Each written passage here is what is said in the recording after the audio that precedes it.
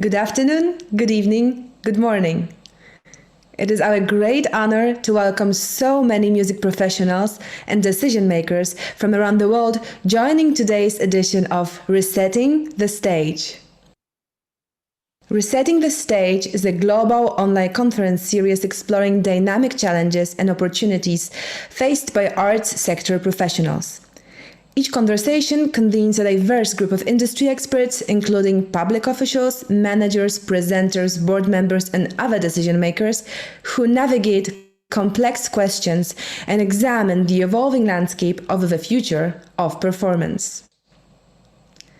Season 2 widens the conversation, encourages greater participation, and extends the reach to include the voice of more communities around the world, including the addition of simulcast audio translation of all sessions to English and Spanish, and a special add-on entitled Resetting the Stage Enfoque Colombia, that, following each global discussion, allows experts from Colombia and across Latin America to adapt ideas raised to the region's unique realities.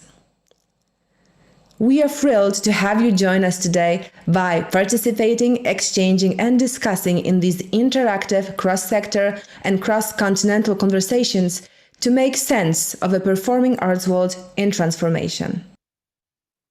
The Global Leaders Program offers an Ivy League-curated executive graduate certificate in social entrepreneurship and cultural agency. Each year, 60 music professionals distinguished by proven accomplishments and a persevering commitment to create change, become part of an international cohort. Led in partnership with 9 top universities, among them Harvard, Duke, Georgetown, NYU, and McGill, the Global Leaders Program's faculty includes Nobel Prize recipients, Grammy winners, and TED presenters. The Spanish Association of Symphony Orchestras, AEOS, is a non-profit association which brings together 35 symphony orchestras from Spain and Portugal. The Spanish Association of Symphony Orchestras has the aim of promoting and developing a range of initiatives to encourage cooperation of its member orchestras, in addition to providing a place where people can meet, exchange information, and train. Classical Next is the global gathering for all art music professionals. Representatives from all sectors are offered a place to meet and connect, do business, brainstorm, create, and be inspired.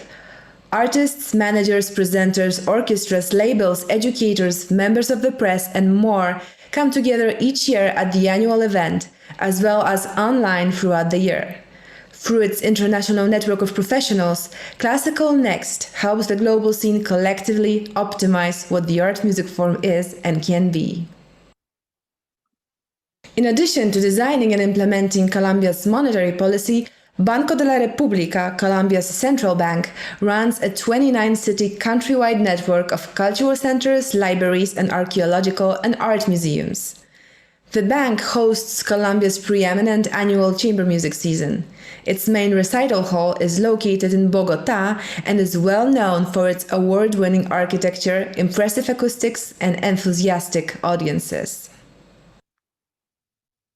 Before introducing today's distinguished speakers, I would like to share brief housekeeping requests to help make today's session more interactive and engaging for all of you. At the bottom of the screen, you will see a control panel with the chat. Please go over now and write your name, country of residence, and your organization. In the control panel, you will also find a Q&A button. You are encouraged to engage directly with our panelists by posing a question for them in this Q&A box. Please submit your questions as early as possible, as there will be a limit to how many can be answered during this session. Real-time interpretation of our sessions is provided. You can choose your preferred language in the interpretation section of your control panel. Today's global session will be followed by a second panel discussion focused on adapting today's themes to the context of the arts sector in the Ibero-Americas. This Spanish session will begin 15 minutes after the conclusion of today's global session and will last for 45 minutes. We encourage those of you interested in the region to stay for the break and join this special Latin America-themed debrief conversation co-presented in alliance with our partner, Fundación Bolívar da Vivienda. Finally, at the close of today's global session, you'll be prompted to complete a brief survey that will appear on your screens. We kindly ask you that you share constructive feedback or suggestions for future sessions as we continue to evolve this growing series to address topics and challenges of relevance to all of you working in the sector around the world. And with that, let's get started.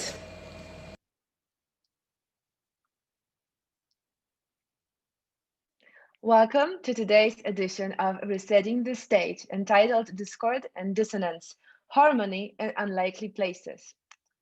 It is great to see so many of you joining and rejoining us today to talk about this topic. In today's edition of Resetting the Stage, as political, cultural, societal, and economic conflicts run rampant around the world, those operating at the front lines take part in a panel discussion that addresses the use, the efficacy, and the impact of using the arts to bridge divides. And now it is my distinct honor to welcome our illustrious panel. Ron Davis Alvarez, Artistic Director of El Sistema Sweden. Ron Alvarez specializes in teacher training for children's and youth orchestras.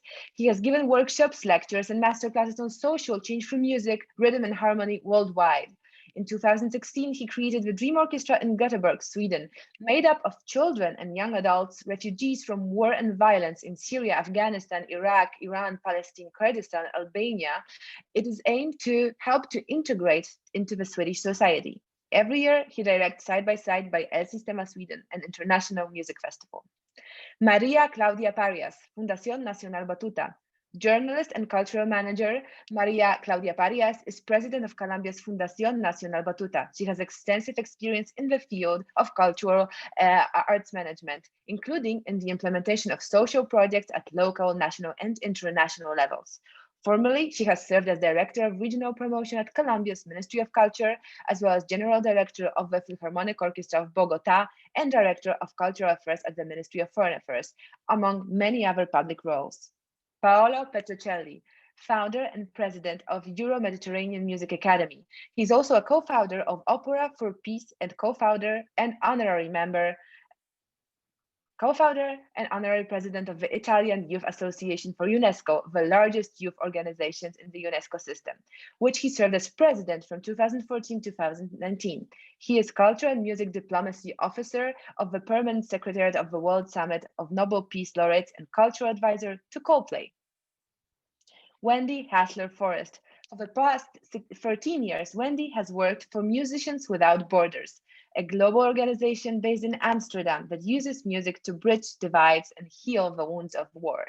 In 2008, Wendy co-founded the Mitrovica Rock School in Kosovo, connecting Serb and Albanian youth from the divided city of Mitrovica through rock music activities.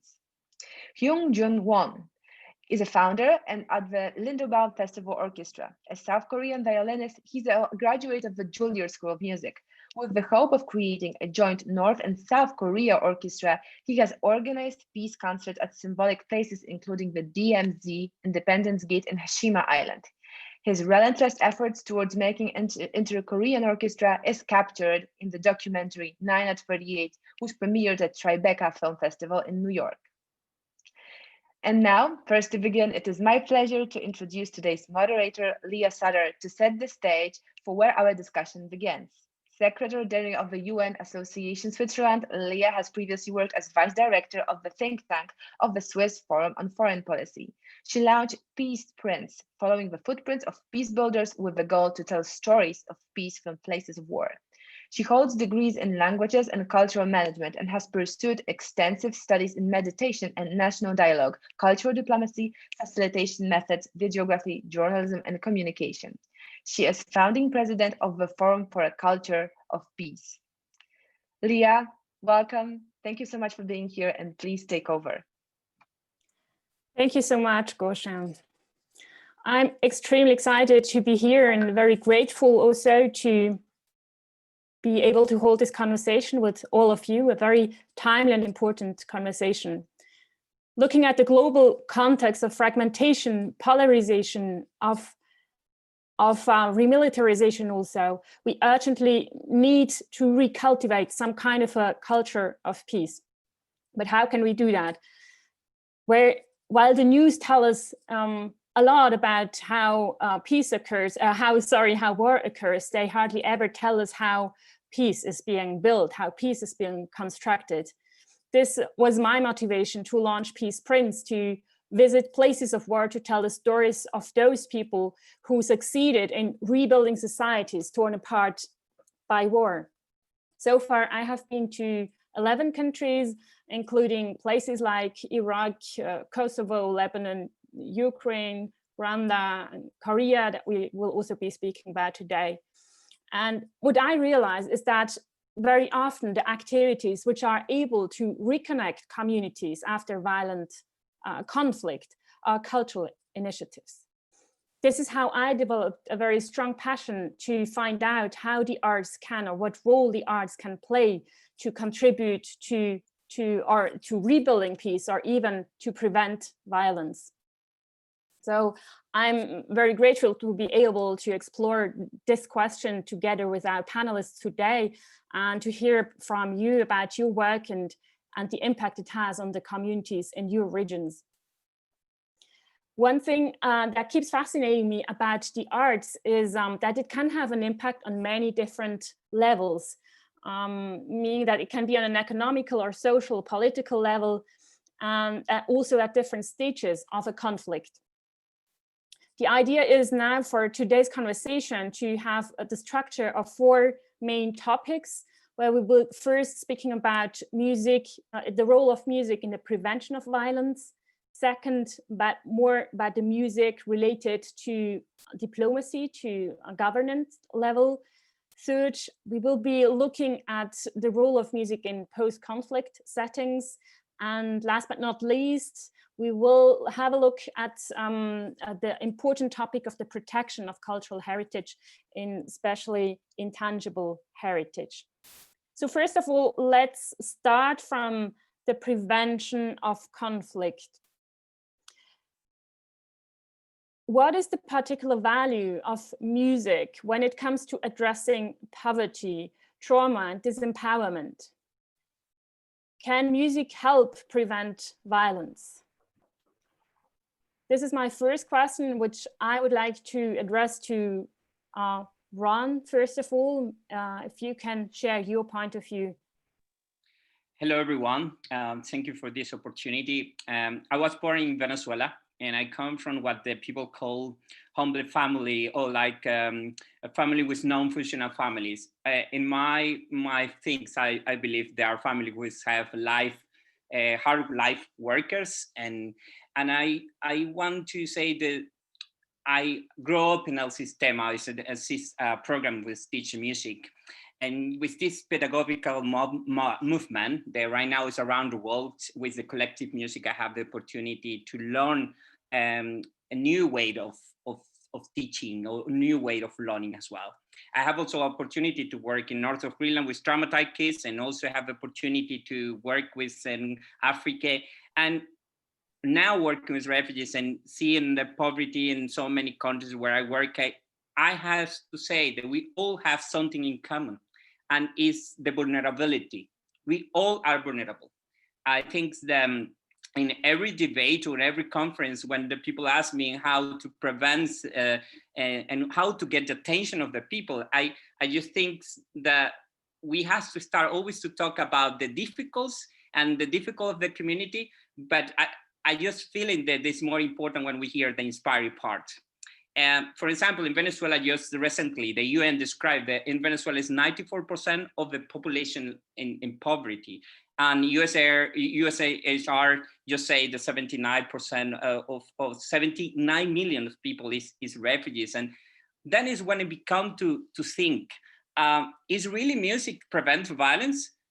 I don't think that music itself is really preventing the violence. It's also the way that you really are learning music. It's the collective ways who's made you to really to be separate to all of that. I think the music's make good citizens and playing and singing all together, but I think the first step is always the class and the moment where the people have the opportunity to become together. And the collective practice for me, it's the moment where actually we believe that the kids, the teachers get inspired for someone. Sometimes we working on a programs and we talking about vulnerability, and we say that how we can really make them life better, but actually it's the moment to empower them through music and the relation, when we teach values, when we have the interact relation, and when we really work into the soft skills inside of the class, where really the music start to make the change. I must say that when you are in poverty and you hear an idea to come to a music class access for free, you can have the best teacher, the best space, the best program. But when you are in poverty and when you are in a place of vulnerability, do you think that invitation is not for you? You think this is not for you? I mean, you have kind of a list of priority, and probably your priority is water, your priority is electricity, and many of the community who have vulnerability actually a really good thing of doing water system to be able to connect to each other.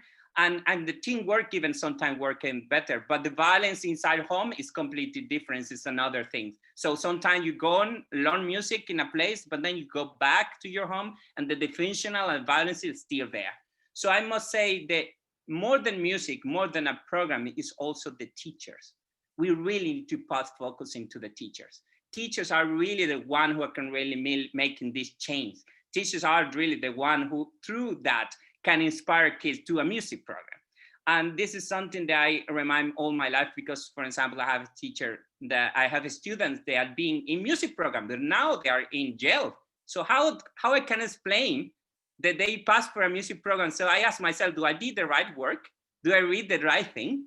So it's not only about the music. I mean, right now when we are teaching, and so many also crises with climate change and political crisis and the pandemic and all the things show us that it's a teamwork. It's a teamwork situation where it's not only the music by individuals. So just to sit in a person like with a poverty, with a person who have a little bit more, we are not making the change. This is the first step.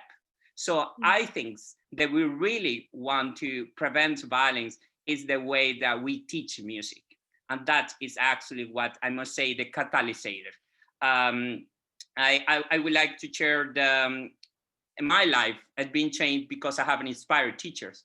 And probably we didn't have so much at home, but a teacher inspired me to go back to the class. And that when you are inside of the classroom, then I was far for the violence, for the situation of drug, all these things. And then it starts something. But what really made me to go back, it was the teacher, the challenge by the group. So I'm more, Maestro Abreu, Jose Antonio Abreu said always, the culture for poor, it should not be a poor culture. And it's like this, you cannot give to the poverty a bad education. You should always think about the quality that you're giving, and then the teachers are the key. And that is the way that we really can make music in a group collectively. And I think it's preventing, music's preventing violence only when the teachers really can inspire and make a project to inspire the kid to come back.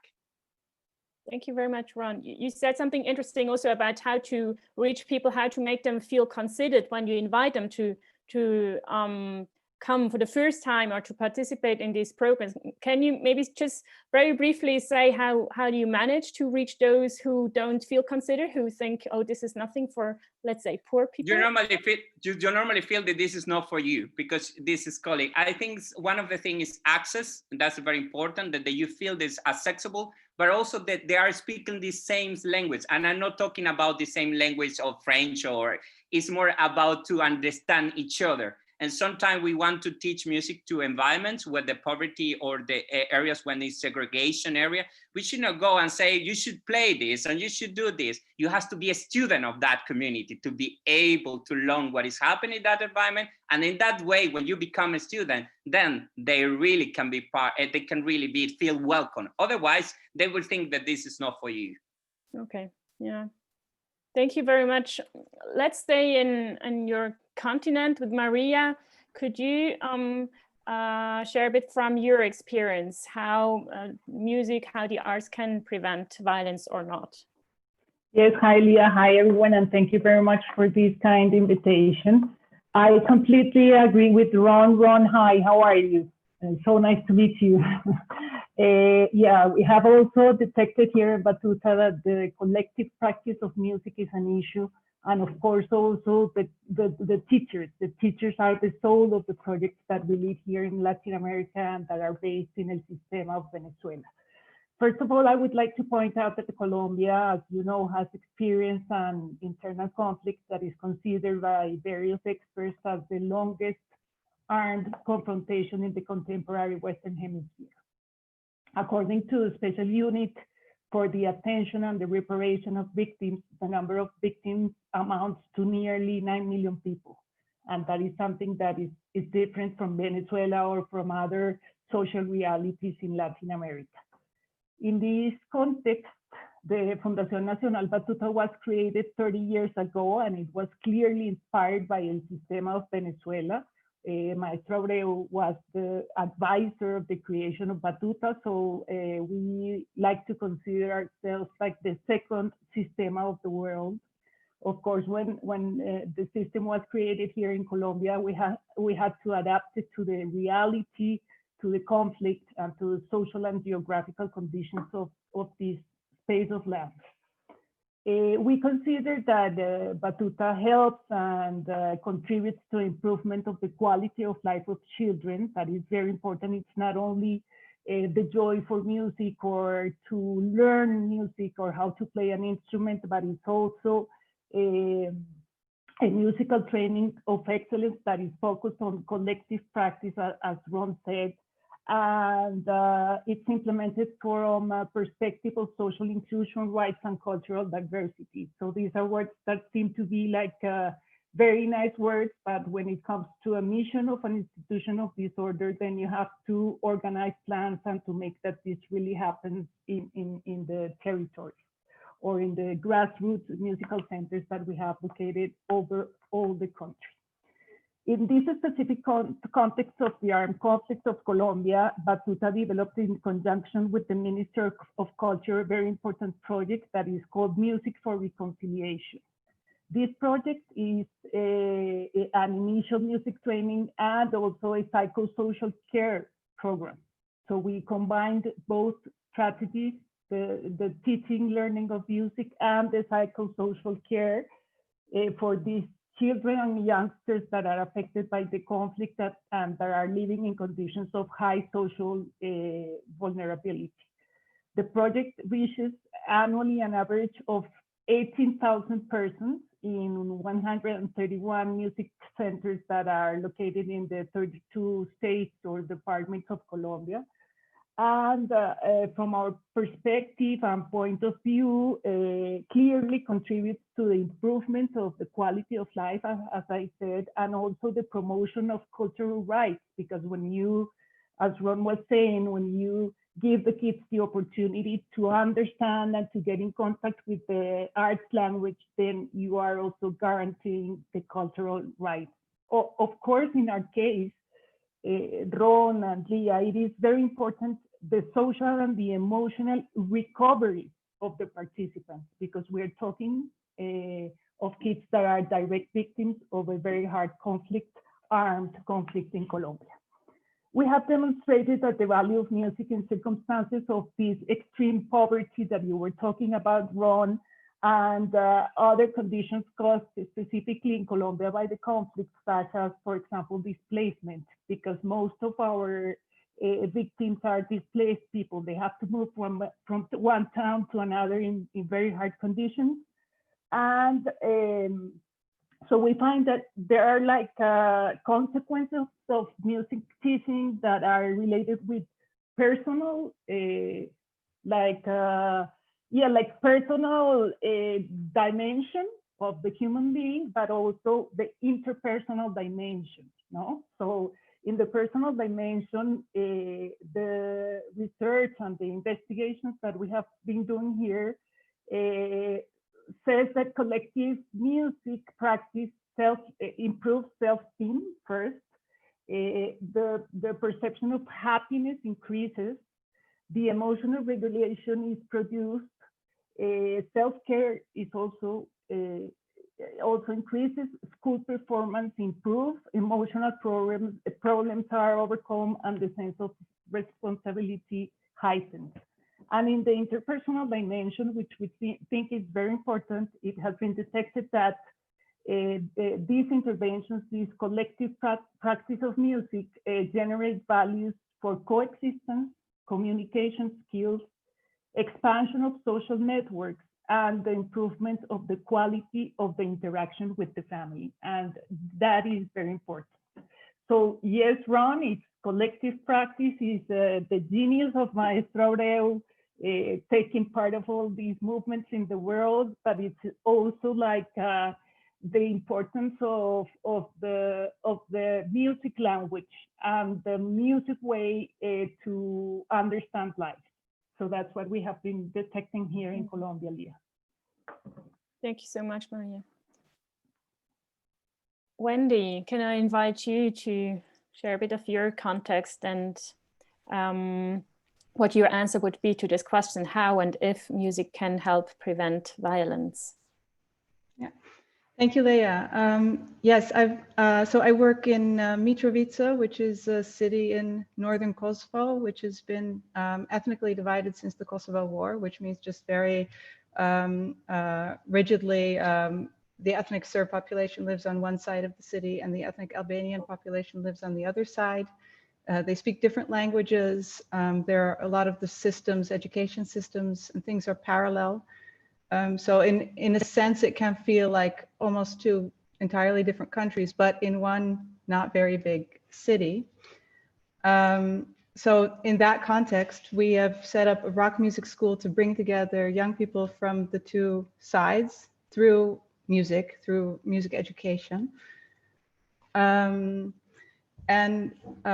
I think if you talk about things like poverty, trauma, disempowerment, these are all things in Mitrovica youth. They basically don't have the kind of experiences that youth in the West can take for granted. There are almost no after-school activities. There are no opportunities for self-development. There's a huge lack of employment across the board, but of course, especially then for youth. And there's no opportunity to leave Mitrovica almost, or in any case, Kosovo, because first of all, people don't have money to travel. And then secondly, also there's a very restrictive visa regime. So in this context, a music program can create a kind of parallel universe almost, where you have the opportunity to develop yourself creatively, where you can meet people who think the same way as you do, who like the same kind of music that you do, have similar ambitions. So it creates a kind of subculture within this otherwise very rigid culture.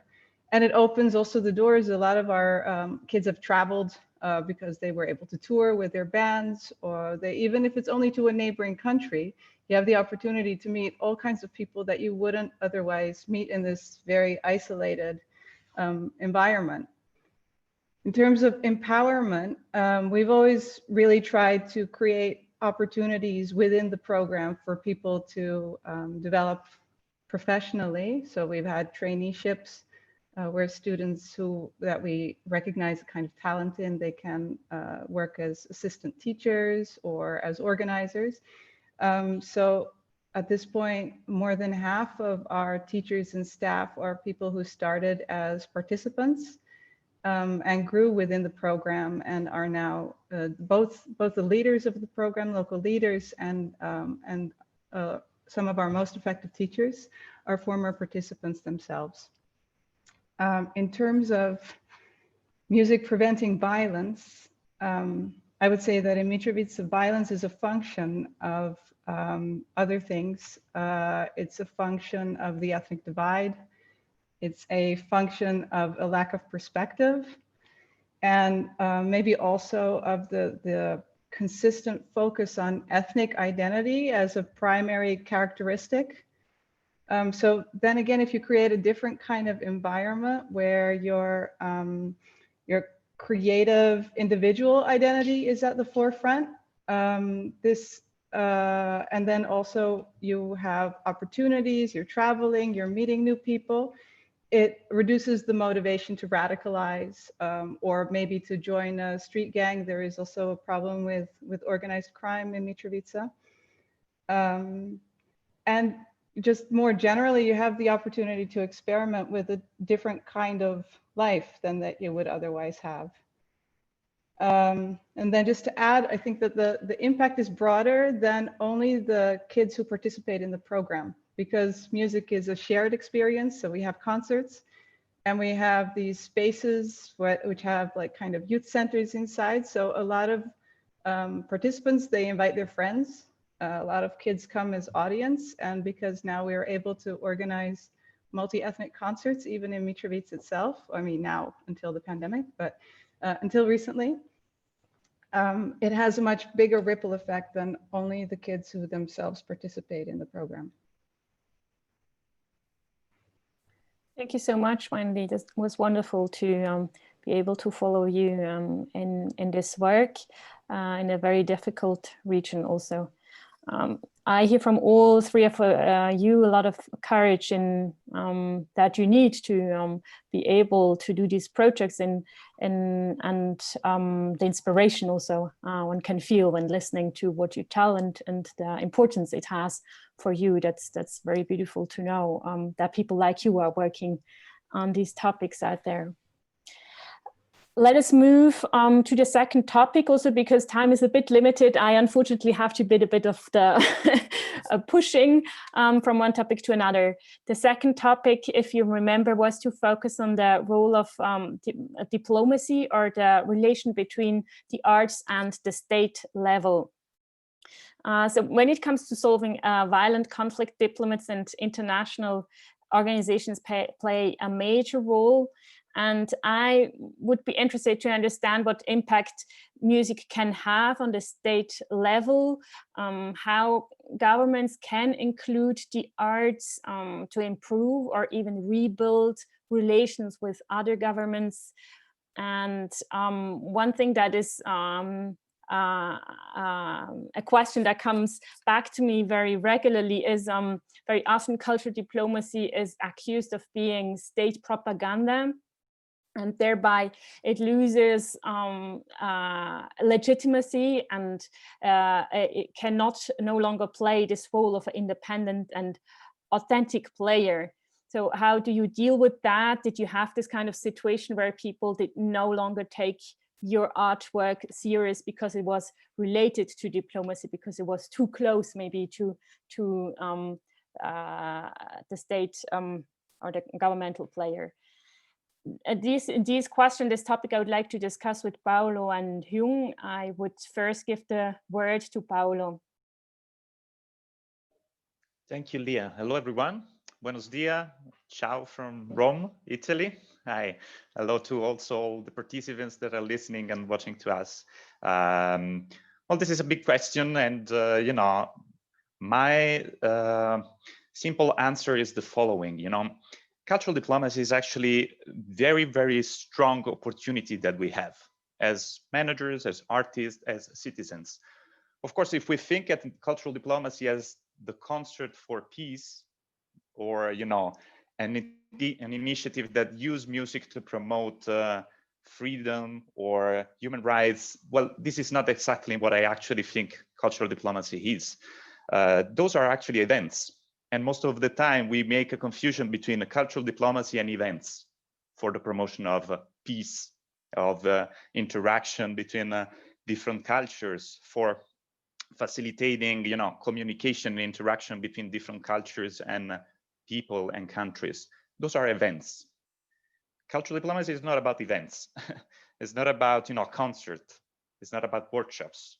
These are actually the initiatives that we use to engage people, to bring people together, to bring artists together. But cultural diplomacy is why we organize a concert for promoting peace, and especially how a concert is going to facilitate peace building process, for instance. So it's what actually was Ron and Maria were saying, you know, it's not about if you are playing piano doesn't mean that you are a good citizen.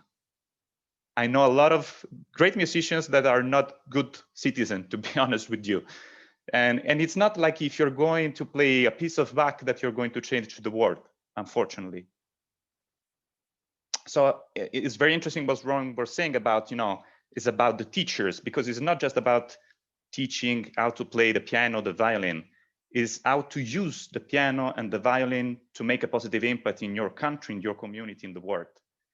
This is what is cultural diplomacy. Cultural diplomacy is to use a violin to reply to fake news, to use a violin to reply to major political leaders who is making, you know, taking a wrong decision for his or her country.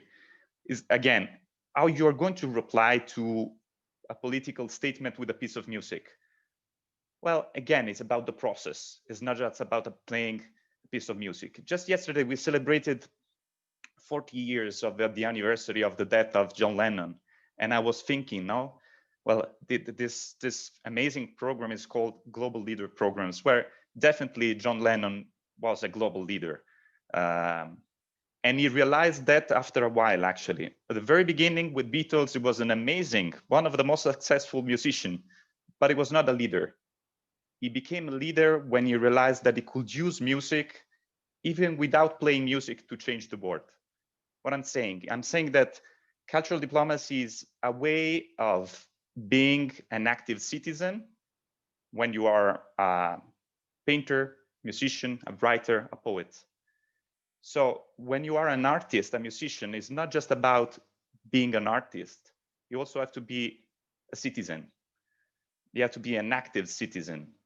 And when you use your knowledge, your experience, your values to be a good citizen, I believe that you're going to be a very good ambassador of cultural diplomacy. To conclude, most of the time, you know, when we talk about cultural diplomacy, Lea, it's true. We're thinking to international organizations, to major institutions that they're saying, yes, in our foreign policy, we have to implement more and more cultural diplomacy.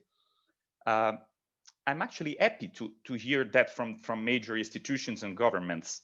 What I don't like is that most of the time they don't involve in the process artists, musicians, but they just invite artists and musicians as honorary ambassador to make a nice evening, a gala evening. They spent 2,100 euros to make a fantastic gala dinner with a concert for peace. And the musician is there and he plays the piece and everyone is happy, and then they leave. And then they think, well, this is cultural diplomacy. Not at all. Cultural diplomacy, I will be very happy to see, and sometimes happen, fortunately, especially if you think, for instance, to UN Secretary or UNESCO, the Director General, the offices of these international organizations, actually they meet, they interact with artists, they ask for advice, they ask for help.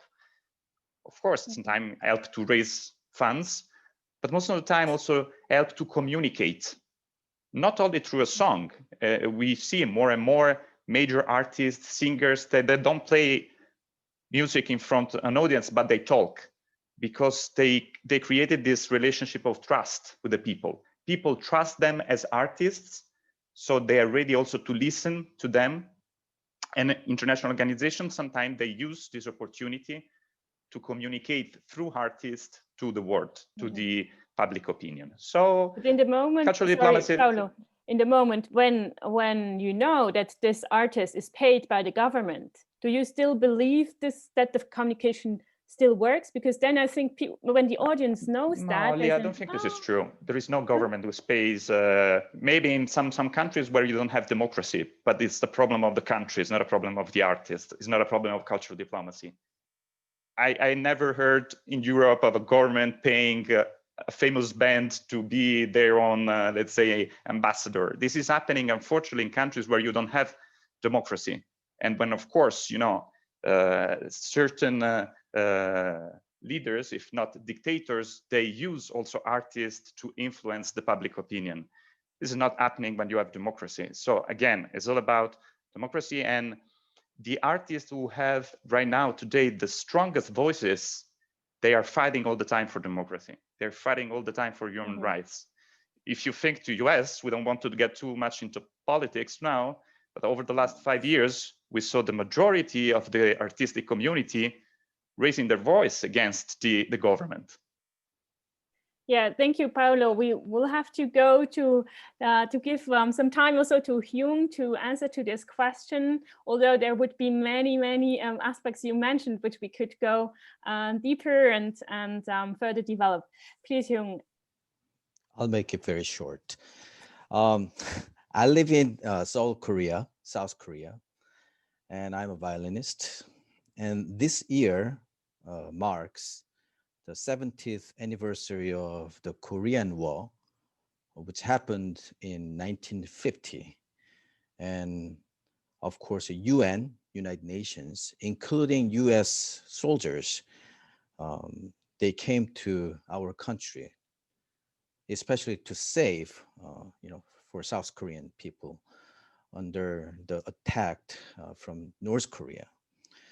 Although USA and North Korea are enemies to each other, but it was the year of 2008 that the New York Philharmonic visited North Korea by performing not only classical programs like Dvorak's New World Symphony and Gershwin, but also both national anthems.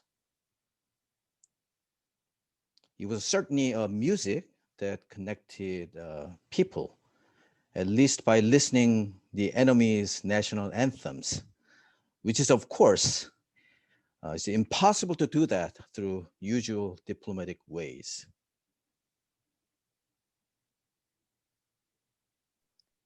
Thank you very much. Yeah.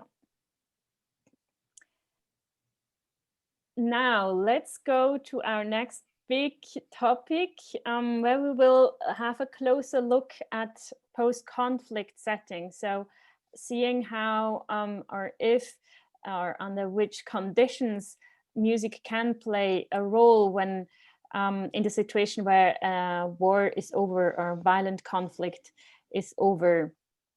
We will be looking at, again, Colombia, Kosovo, the Balkans, and to Sweden and Korea.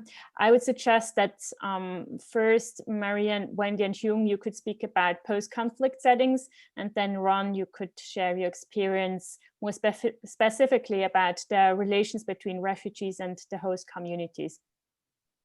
So once a violent conflict has torn apart two communities, can music help build bridges between these divides? And when, in your experience, does it work, and when does it not? And yeah, let's maybe focus on these two questions. I might have another one a bit later. Thank you. Maria, would you like to start? Yes, of course. Yeah, well, here in Colombia, we do think that music can clearly help building bridges between communities and between kids, between families, between cultural realities, which is something that is very special. We are a very diverse country, as well as Mexico and Brazil here, for example, in Latin America. But Colombia is smaller than Brazil and than Mexico, so you can feel the diversity. You can reach it in a very easy way. But we still have to break borders. So with respect to this idea of building bridges, we love to consider ourselves an institution that is capable of breaking the frontiers and the borders. In our case, we resort to the formation of representative groups and artistic residencies through which we bring together children from different music centers located in the same city, or in cities that are placed in the same region, or in the national level with kids that come from all over the country. This strategy promotes the interaction with colleagues from different and distant geographical areas, and it's a way of breaking, as I said, the physical and also the symbolic borders, and to build bridges of communion through musical practice and the staging of concerts whose repertoires are also representative of the country's sound diversity. And I would like to mention a very special program that we have that is called Music at the Borders, which offers symphonic musical training in the border areas. We have 12 musical centers at the points along the borders with Venezuela, with Brazil, with Peru, and with Ecuador. This presence has allowed us to build bridges with the children that are settled on the other side of the border, and we create binational and trinational orchestras. In the case of the Amazon rainforest, for example, we have a trinational orchestra of indigenous youngsters that are from Brazil, Peru, and Colombia. And this means that we create spaces for dialogue and recognition between neighbors that are divided or separated by political boundaries. And the project also allowed us to incorporate the displaced children and young people that come from Venezuela, many of whom are previously part of El Sistema. So we created a new project with the International Organization for Migration. So you see that this idea that you stated of building bridges can be a physical reality and also a very powerful idea in terms of the symbolic approach to the idea of music as a universal language. In terms like of the personal practice, we think that the musical practice is a way of building new relationships for kids that are displaced. So they create these new relations with peers, they fit the common learning process, and mainly they expand the possibilities of new friendships that are durable and stable, and that might mean a very powerful change of their lives. So the emotional and physical closeness, as Ron was saying, had the result or is the result of the permanent practice of music in a collective way in the musical centers. And it clearly facilitates the overcoming of problems that are related with the war and also with the problems that are emotional and related with the displacement and other like difficulties. For example, the risk in which they may be found when they are around aggressive groups or armed groups in the territory. Can I ask you a question? You have such a high amount of ex-combatants. Is it something feasible to integrate them in the programs, or is this too risky? How do you deal with what is usually perceived as the perpetrator side? How do you include them in a way that it's for both sides a positive experience and not re-traumatizing certain things? Yes, well, they after the assignment of the peace process 4 years ago, some of these persons are living in special zones of the country. And in some of them, we have special programs in order to attend them. But we are like, it's a very good question, because we are dealing with the idea of how to work with victims and with the persons that were part of these groups. No, it can be like paramilitary groups, or it can be the guerrillas, or the different groups that were involved in our internal conflict. So we think music is a very good tool in terms of integrating these different experiences. For example, we have a musical center here in Bogota that is a place where children are their parents were part of different processes. Some of them are direct victims, some of them are the kids of persons that are not in the war anymore because they were part of the peace process. or the different agreements that have been happening here in Colombia since the 80s. So it's a very interesting laboratory in human terms, because you can see how music is a very important tool to deal with the emotional problems and with the real problems in mental terms that they might have. Mm-hmm.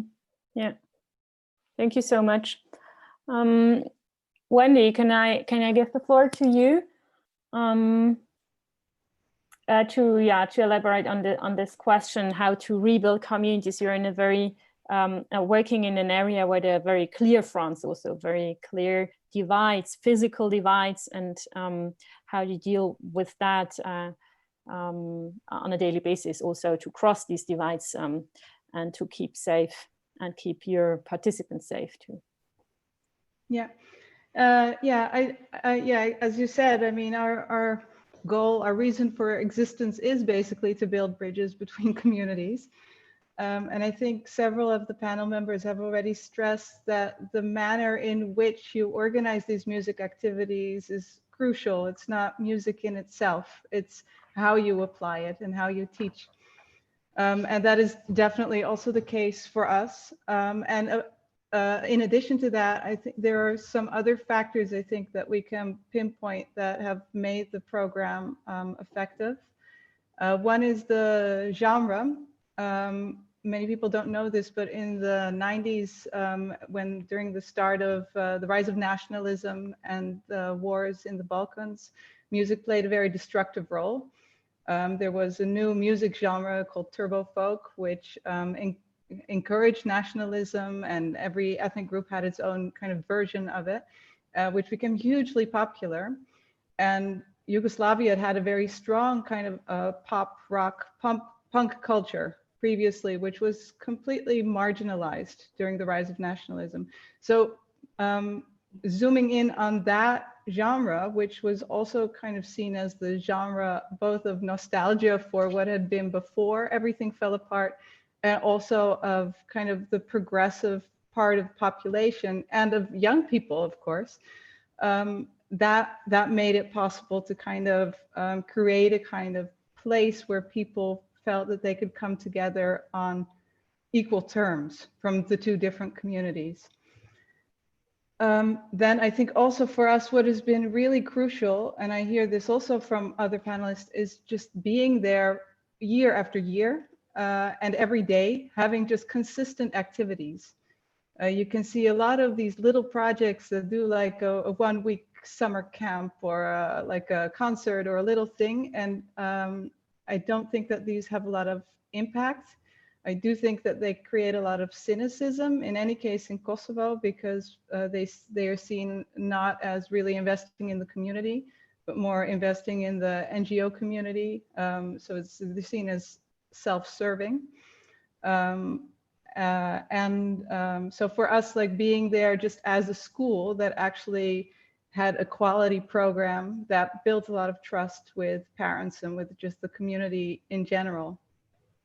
Then, yeah, what Ron also emphasized a lot, just the approach to teaching. So in our case, we use band coaching, which stresses kind of principles of safety in the room, equality and creativity. So everybody has their place in the band. Band is, of course, a very kind of natural microcosm where people can communicate with each other, and also where you have to compromise. If you're writing songs together, then you can't do only what you want, but you have to work together very collaboratively. And then for us just to be able to have like a personal impact, I think the age of the participants is important, because they are the post-conflict generation, which gives them a different perspective from their parents, but they're also still at a stage in their life where they're trying to decide what kind of people they want to be. So we still have kind of, the door is still open. So this program kind of helps them make choices that are more, I think, beneficial for them personally, also for their communities. Yeah, sorry, and you asked kind of in terms of what does work, what doesn't work. I said already a few things. I also think that well, this is maybe Kosovo specific. I'm curious how that is in other places, but programs that focus on the exchange of kind of ethnic culture, so like folklore or traditional music, they tend to have the opposite effect because it emphasizes the differences instead of where we meet. So it becomes more of a, this is what we do, well, this is what we do. And then you go back into these very rigid ethnic identities. So I was very interested in what Juan said about the playing the national anthems. This would be, for our participants, much too sensitive to do. It brings everything to the political level, but I can imagine that at country level, it's at a very, it has a very important symbolic significance. But at grassroots level for the participants, it would have a negative effect, I think, if we went in that direction. So we really have to be very careful to stick to the common ground and not go too deeply into kind of the dividing ethnic identities. Thank you, Wendy. One more thing I would be very interested if you could say a couple of words about it is you are in this virtual room now the only one working with rock music. The others are more at home in the classical music field. What do you think is the specific interest to use rock music in your context, also in the historic context maybe, or what band music can what is particular about using band music in this rebuilding community work? Well, in this case, Musicians Without Borders works with all kinds of music. We also have classical music projects. In Mitrovica, it's rock music because Mitrovica itself had a rock music heritage. So we are not bringing something ourselves, we're just tying into a tradition that already existed there. And there was, before we started, there was already kind of informal tradition of older band members teaching kids to play music. So we didn't bring something new, we just kind of embedded it, we institutionalized it basically, and gave it a bigger platform. What we have seen is in our project is that the process of songwriting was really, really crucial for creating connections between people. In the beginning, we had cover bands, so they were playing other people's music. Then you have the process of music making, but there was very little creative element to it, also because they are not professional musicians, they're still learning. So when they started writing songs, you get much more to the which they can already do at kind of beginner level, right? It was kind of fun to start with people who can just play a very little bit for them to learn that they are actually already ready to start writing songs, to learn to start writing songs.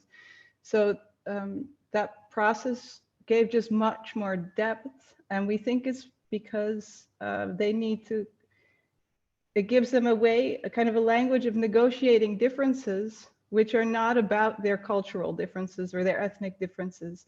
They can go through genre, like I like this, you like that, and then they have to kind of compromise in that area, but it's a safe area. It's still just the song that they're writing. So it gives a way to talk about disagreements without entering into the dangerous zone of the bigger disagreements that loom. Yeah, and in a different language, in a different also musical language. Yeah. I would also like to remind our audience that you have the possibility to ask questions, just that you keep using that Q&R section on the bottom of your screen. Now, Ron, I would like to invite you to share your experience related to rebuilding communities. Well, I would like to say one of the thing I'm very agree with all the panelists and the bridges that we are building here, already talking about music and this challenge. I'm working with refugees and asylum seekers, and we have so many scenarios right now. As Maria said, you have refugees in South American, people displacing and people asking for asylum. And we also have people like I'm working in Sweden who come with no parents. They come escaping from the war from Afghanistan or from Syria, and they come actually to Sweden alone. And I must say the way to make a bridge with the community because they came alone. They don't know. One of my says, of course, music is a big part of that, but also repertoire. Repertoire is very important to have diversity in the repertoire who will help and to be connecting with where you come from or something that will help you. Other important thing is how to connect musicians and private musicians and the people who are professionally in their areas connecting to your projects. That's very important too, because the people get inspired, and not only musicians in our classical field, but also in any kind of in all different diverse style of music. That's very important. That's also make a bridge to the community because the people feel that you are opening to hear different voices. Another important, the Wendy just said was give a space for creation, to be able to write, to compose, and also to be close to rhythms that are connecting to your own country. That's build a lot of bridge with your community. And sometimes when you are in a refugees camp or you are in a house with where you feel completely alone, and you come into a new community, completely a new community. Even, for example, people that are traveling from Venezuela to Colombia, they are siblings. I mean, even you feel that you are missing something, that you are half of a person there. You just need something to feel connecting to. And then music, repertoire, connection with people who give you that opportunity is the best bridge to connecting with the community there's existing and your own community. Thank you so much, Ron. We're a little bit running late. I'm sorry for this, but it's true. It's so interesting to listen to you, and what a shame I have to be so short on the answers and questions.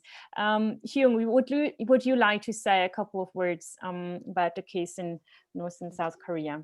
Yes, just point out that I was giving an example of the New York Philharmonics playing national anthems of enemies, national anthem, which was North Korea. It was to encourage music diplomacy, not by using musicians, but try to respect the value of music diplomacy to politicians who make decisions. So, so I hope you understand the point. And also music encourages contact between people, and it can bring them closer together, fostering understanding and empathy. This was why I have started one orchestra project between North and South Korea, in where the nations were divided more than 70 years with a lack of communication. And only it works when two parties are educated through music. One cannot propose or engage to another unless the other party is ready to perform with the instruments. Then the process is more important than its result, which is being performed through music, because every player in an orchestra or in an ensemble must be learned and educated to listen to another party. Otherwise, music would still remain as discord and dissonant. That's it. Thank you. Wow. It's very encouraging to hear this from you, as I know you've been working on overcoming this wall for years, and the wall is still there, and it's extremely complicated to find ways to meet people from the other side. And I admire your courage on keeping on and doing this work. Yeah. Now we actually wanted to do a poll with the audience to understand a bit more about where you, how much experience you have with this kind of topic. And you should see the poll right now in your screen, and I would ask you to fill it out. It doesn't take long. It's just about to get a better understanding of how much experience you have with this topic and in which area. I would then already, you have a couple of minutes for that. I already introduced the next topic in our last part of today's conversation. We wanted to talk about the protection of intangible heritage.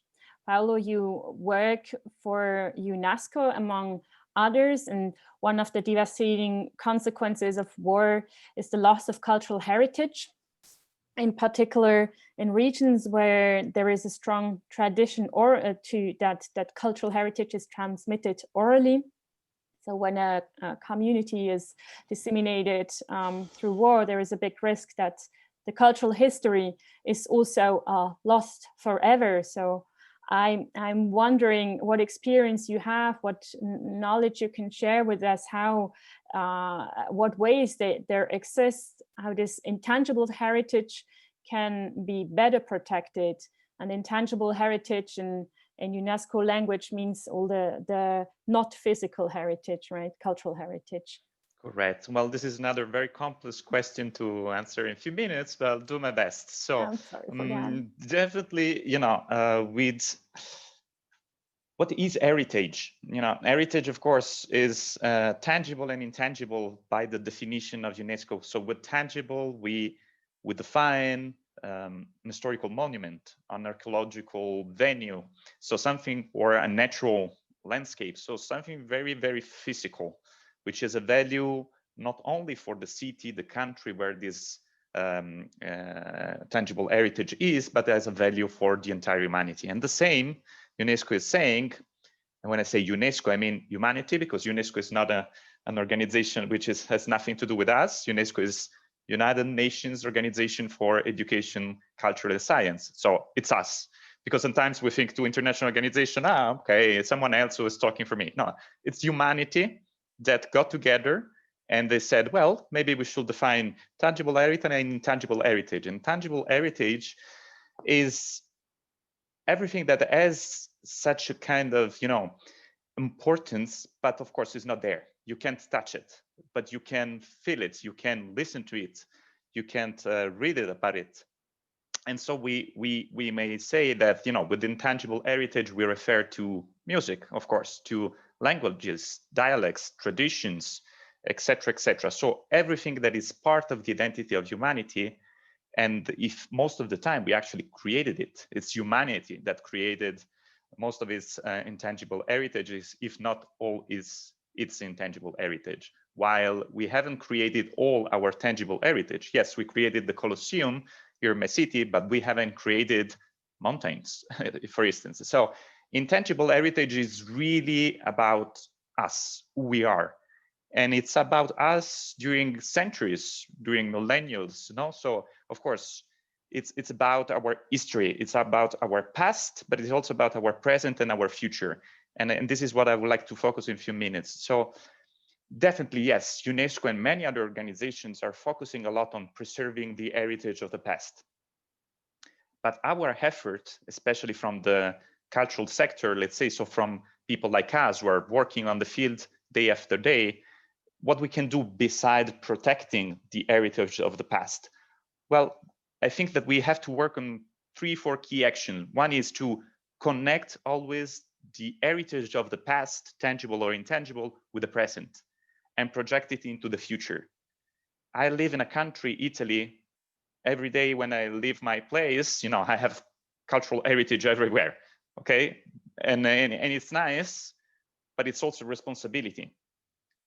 I have to keep it not just protected. It's not just about don't touch it, or we need to preserve this. It's about to, okay, what I can do actually, what does it mean, this 2000-year monument for me? It's meaning something or it's meaning nothing?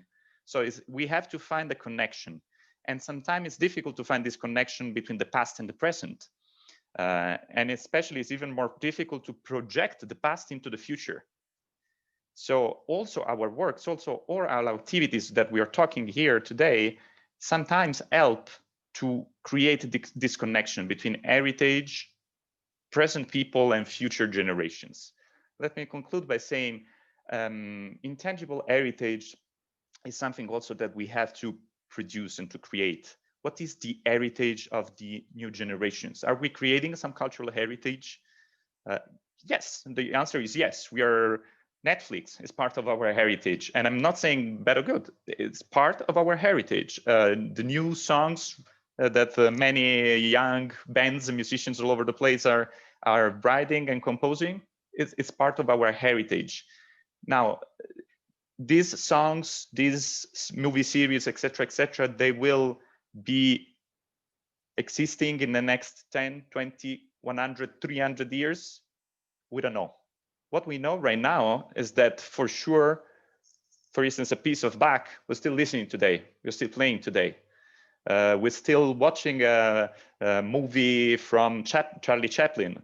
We're still going into a museum to see a painting of Picasso, etc. So my question also to all the participants also that are listening and watching to us, think what is the heritage that our generations are now building, and what do you think is really valuable? What do you think, wow, in 2020 or in the last 10 years, humanity created this and we made a difference, and we are sure that this will make a difference for the next generations. It's not easy, it's very challenging, especially when we deal with a lot of technology here, which is, giving us a lot of opportunity, but it's also changing the whole, scenario of creating something which has value not just for the moment, but for eternity. So we don't have to forget as humanity to make something that has a value for the eternity, which is, I think, the scope of our life, of everyone's life here. Thank you so much. Very inspiring thoughts also on this question. Let us quickly have a look at Paul. What were the results? Can we have, yeah, exactly. So in this audience, we have most of the people who have certain experience with using cultural activities to bridge divides. I can see, yeah, about you. So in state level, on a diplomatic level, there are no people with experience in that field. Quite many, I think 45% have experience in fragile regions, which represents quite well also our panel. And in terms of regions, yeah, the winner is South America with 45%, and no people from Middle East this time. Thank you very much for filling this in, for answering. And then I would like to hand over to Aliena, who will be taking in the questions. Aliena, did you receive what question would you like to ask to our audience which came from the yeah, hi Lea. We have a few questions that have come in, and I'm going to get things started with a question that came in from Benjamin Juarez, who's in Boston, and this one is for Ron.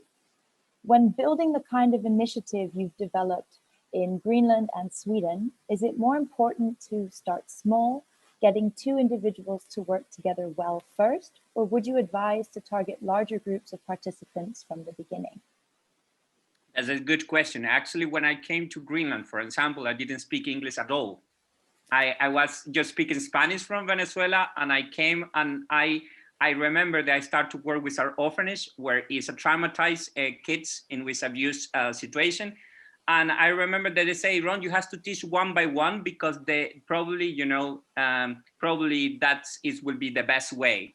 But the leader of the Greenlandic orphanage, you say, Ron, I love groups, and I think you should do in the way that you used to it. And actually, I started with the little group with 11. It was 11, and then we started an orchestra. And it's same in Sweden. It's good to start in a small group if you want, but by individual, is even more difficult. But the most important is started. For example, I starting a project right now, a new one, and I tell them, your next class, you have to invite a friend.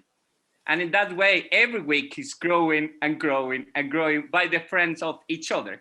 So I must say that it's more fun when you have people to talk and people to aim for some challenge and some goals together, and it's more fun. I think to play football alone is not good, huh? So it is almost the same with the music. Yeah, very true. You actually mentioned language at the beginning of your answer there, and that ties in very nicely to another question that we received from Hemant Rin, who is in India. And this is a question for Maria. What role does language play in your work to connect communities in Colombia? In your work, do you find that lyrical music written in a non-native language can be as effective as lyrical music written in a native language when it comes to engaging communities? Very nice question. Well, yes, we work mainly with Spanish language, of course, which is the national official language in Colombia. But we do have very interesting work with indigenous communities, and we translate the repertoires into their language, which is something very important in terms of validating this idea of diversity, which is a core in the work of Batuta all over the country. And we also, in the choirs, practice music in different languages. We are part of a program of the British Council that is like a huge repository for music of all the whole world. We have songs in English, of course, but not only in the European languages, also African languages, in different languages of the world. And I have to tell you that kids love to practice these different languages because they feel connected with other realities and they like the sound. They really appreciate the way in which sounds are like combined in a song. So this is a strategy of the choir program, and it's been very successful. Okay, great. Thank you, Maria. We have another question for Wendy from Alexandra in the Netherlands. And when it comes to launching a music program that aims to bridge divides, where do you begin? What initial conditions do you see as most necessary and or required to get started? We usually begin with the need or the request. We try not to come in with a plan of our own. So, and usually that's very literally a request. So people who know what we do from another place where we already work. And then based on that, they see an opportunity for something similar in their own region or their own country. So a lot of our projects have branched out in the region. I am now also working in North Macedonia with 2 other rock schools, for instance. And we try to apply that in the whole development of the project concept. So after that stage, always kind of what is the need or what is the demand of the participants that we're working with? And then from there to develop the activities and the approach. And every time that we find out that we were wrong, that the thing that we thought would work really well doesn't work really well, we again adjust. So the program, the Mitrovic Rock School program, has morphed many times, just not as the basic concept, but the how of it, like who do we train, who do we work with, what do we focus on, what are the parts that work really well, what are the parts that don't really work really well, and then we keep trimming it until you have something that people are really happy with, because also the people that we work with change. That's at least what you hope. So their needs also evolve. So I think the flexibility and constantly adjusting yourself to the changing situation, I think that's where we start. Okay, great. Actually, sort of in line with training and preparing a program, I actually have a question myself for Paolo. You mentioned earlier the importance of going a step further than the music or the project or event with regards to recognizing the role of culture and the purpose it can serve. But I wonder if there's a line between being a celebrity musician and being an actual ambassador for music and cultural diplomacy. Are there training programs available to musicians on how to become an ambassador? I don't think so, actually. It's like if you're asking, is there yeah, well, for sure there are many books about how to be, a good human being, but then in the end of the day, again, it's about you. It's about your choices. It's about how much you want to be honest with yourself and with the others. It's how much you want to be determined, follow your determination in your passion. There is nothing wrong about being a celebrity. Actually, I would love to be a celebrity. That it will be great. But then again, I would love to be a celebrity not just for myself, but actually because I will have more attention, more visibility to try to make something good. This is, the line you are talking about. It's about, being successful with music, for instance, is good. It's okay. But if you don't take the opportunity while millions of people are listening to you to maybe say something important than just, love and wherever, which is okay, is nice. What I'm saying is, beside the commercial approach to music, to art, please don't forget, that you have also another option. I'm not saying go just for the other option. It's fine. Commercial music, it's okay. Commercial art, it's okay. Netflix is fine. That's all fine. What I'm saying is, don't forget, if you are famous or not famous, doesn't matter actually, to make a difference, that you can make a difference. You can play a role. So the line, actually, there are no guidelines to go on the other side, on the good side. It's a call. And if I may, Lina, someone is asking, because it's connected to this question, someone is asking how you convince people that arts can make a difference.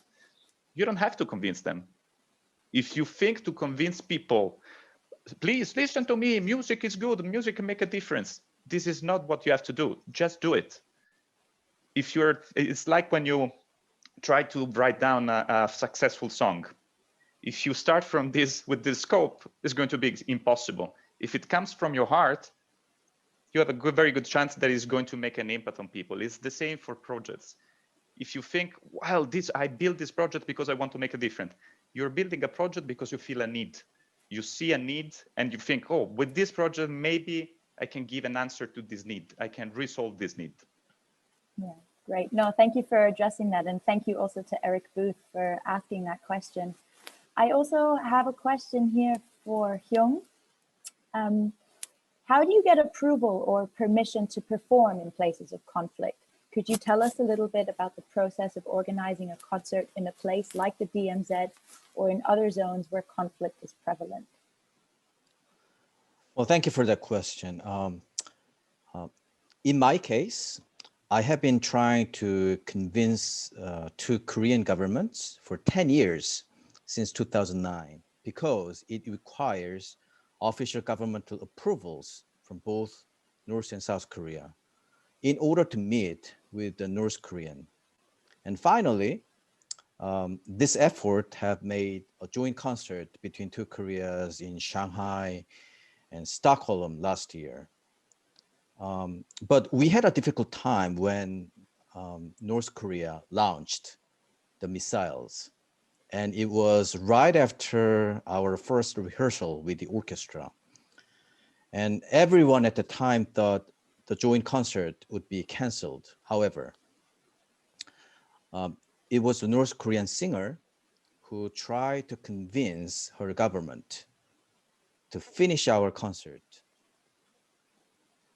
Through musical rehearsals and the days we spent time together, we were able to build trust, which made our joint concert successfully. I think, that's the power of music diplomacy that we are talking about right now. It's more process. I think someone was talking about that. The process by making music together, by listening to another, and one has to stop when the other is singing or the other is playing or counterpoint to another voice. It's learning process, by educating the power of art or power of music, that eventually it creates the environmental understanding and the empathy to human beings. and this has to be encouraged and more to governmental level, because I think it's the politicians who have to learn the value of music, and I think, and meanwhile everyone is doing very well, and so one interesting story, you know, I want to impose when people are asking what is the empathy, and empathy is what Donald Trump doesn't have. Thank you.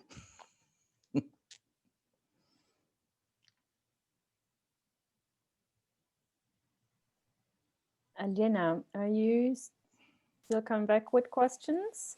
No, we'll leave that as the last one, and I'll throw back to you, Lea. Thank you. Okay. Well, thank you very much. It really feels like the conversation could go on for much longer. We're already at 5:25 in my region. I don't know, some of you are up at night or early in the morning.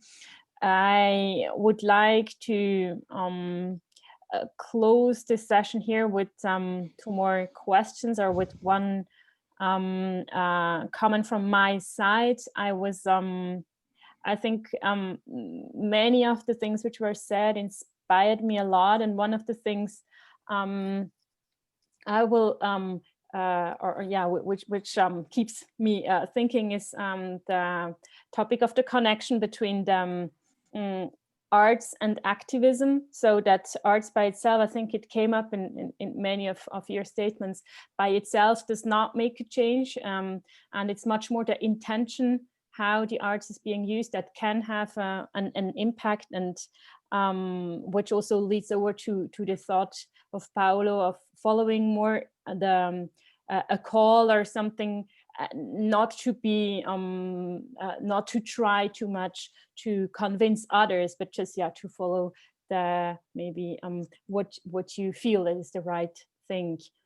I would now like to ask our panelists also to mention very quickly one or two things which you have learned today, which were new for you, or which you would like to mention to the audience before we will have to say goodbye. Let's start with Maria. Okay, so I think we had a great discussion. Thank you very much, Lea and Alina and everyone for this. Today is the International Day of the Human Rights, and I think it is very important to consider arts practices and music in particular as a right, as a human right.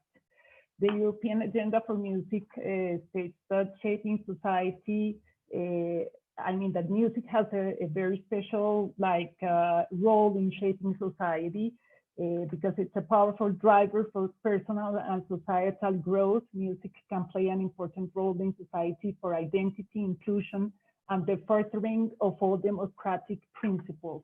So I think we were talking about the ideas of the democracy, the way in which countries talk about themselves, and the way in which they implement public policies, but also interesting programs all over the world around the music practice.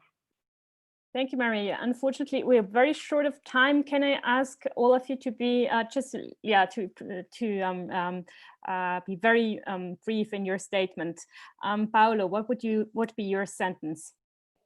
My sentence here that, it's so easy to get together, and this is a fantastic opportunity. And thank you again, guys. It's very hard to be in touch during the next months. This is our challenge. This is our mission. We are so many on the ground that are working in the same direction, but then it's so difficult to join forces in a sustainable way during the years and months. Let's try it. So let's don't waste the opportunity that you offered to meet, to get together. The work is actually ahead of us. Thank you. Thank you. Wendy? Thank you. I was very interested by the focus on cultural diplomacy. I realized that my work is very much at the grassroots, but I also recognize that social change and socio-political change, it happens at all levels, and all levels need to work in order to have a final, really lasting impact. So I like the way that this was structured, also focusing on the way that music is impacting this kind of dialogue at all different levels and in all different ways. It was very interesting. Thank you. Thank you, Wendy. Hyung? Hyung, yeah. Hi. Well, thanks for inviting me, and this is a great conference. See, because of the music that we are able to meet together. And one thing I want to emphasize, during this COVID-19 pandemic, I think music also needed, because I've been visiting hospitals where medical staffs and those COVID-19 patients are isolated, and trying to give them more music to endure, and so they feel like more comforts, because we don't have vaccines or treatment yet. And I think music needs to be more encouraged. And this is why I also emphasizing more engagement through musical activities, not only music diplomacy, but also during this COVID-19 pandemic. I think music is needed for everyone. Thank you. Thank you so much. Thank you to all our audience, our panelists, for being with us. I know Gosia would like to say a couple of words right now. Thank you so much, Lea. Thank you to all our panelists and everyone who has joined today during the conversation. On behalf of everybody who organized this panel, the Global Leaders Program, the Spanish Association of Symphony Orchestras, Classical Next, Banco de la República, Fundación BBVA, and Fundación Bolívar da Vivienda, I would like to invite you all now to stay with us for a special follow-up panel discussion focused on adapting those themes to the context of the arts sector in Ibero-Americas. The special session in Spanish, entitled Enfoque Colombia, will begin in 15 minutes following a short pause. In the meantime, I would like to take this opportunity to share with you information about our next and last global session this year, which will take place in a week. Entitled What Have We Learned? The panel looks at various strategies and solutions that help performing arts sector professionals to best adapt, suit and support their needs, as well as those of their global networks and members in this world transformed. This panel, which will happen in a week, same time, will include David Bale, CEO of International Society of Performing Arts, Catherine Deventer, General Secretary of the European Festivals Association, Mark Pemberton, CEO of Association of British Orchestras, Jennifer Doterman, Founding Director of Classical Next, Alejandra Martí, Director of the Opera Latin America and co-founder of Escena Digital, and will be moderated by our friend Fabienne Krause from Classical Next.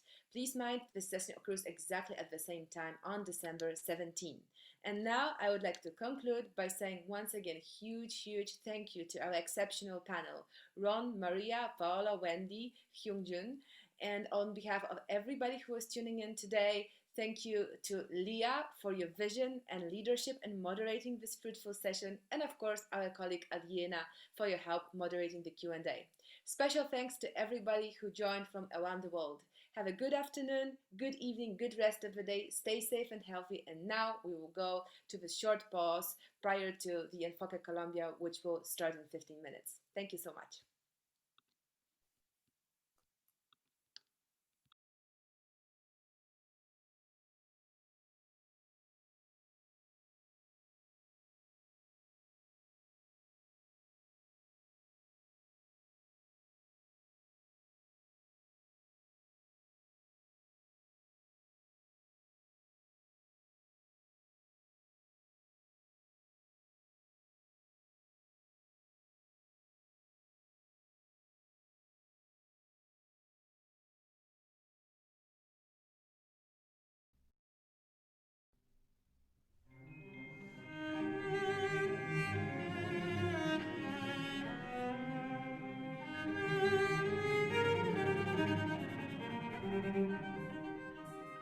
The Global Leaders Program has catalyzed social revolutions in various parts of the hemisphere by inspiring young people to start Music for Change programs or to be a part of Music for Change programs in their respective homes.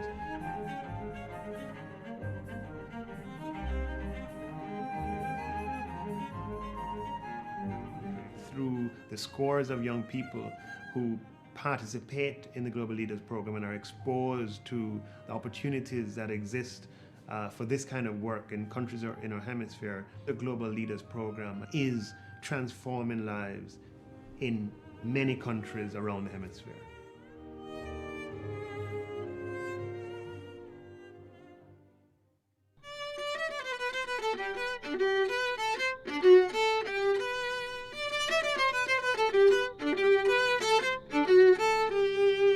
Music is pretty much gymnastics for the brain. You utilize every area of your brain and you spend a lot of time dealing with your own emotions as well as learning how to work with each other, with other people in teams.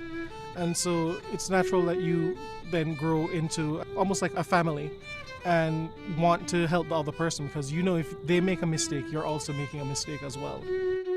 Because of all of these elements, it just makes you into a better person in general. And so I believe if we have more music programs and more musicians around the world, violence would be a thing of the past very quickly.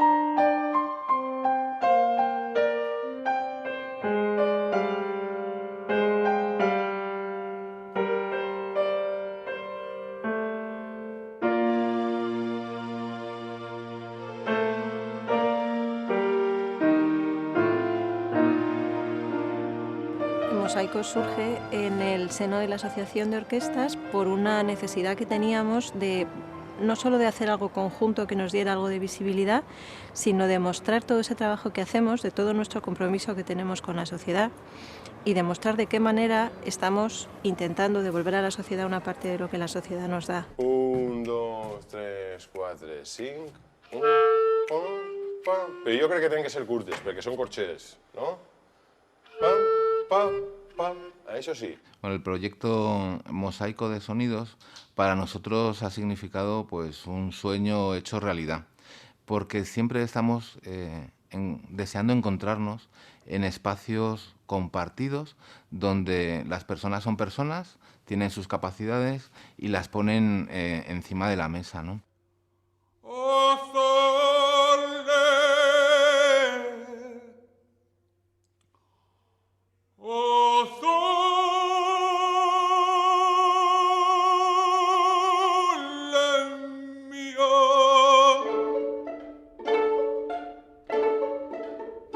Con discapacidad intelectual, pues les ponemos una etiqueta de que no son suficientemente capaces o no tienen habilidades o talentos para llegar al nivel. Y cuando tú lo que haces es crear un entorno, pues un entorno amigo, donde acoges a todo el mundo, pues vas viendo que lo inclusivo significa que cada uno pone lo que tiene. Y cuando tú encuentras al otro y el otro te da lo que tiene, generalmente te sorprendes. Y te sorprendes que hay una capacidad, un talento, una sensibilidad, una visión distinta de las cosas que a ti te enseña.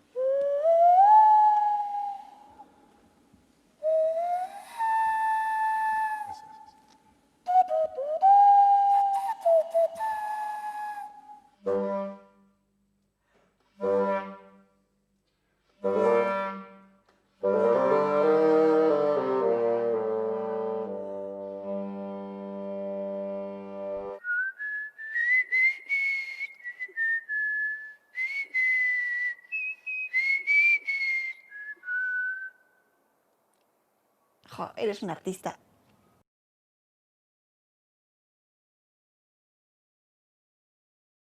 this is a call to arms, a fight for something we all love. We need to broaden and open the discussion amongst us, and we need to do it now.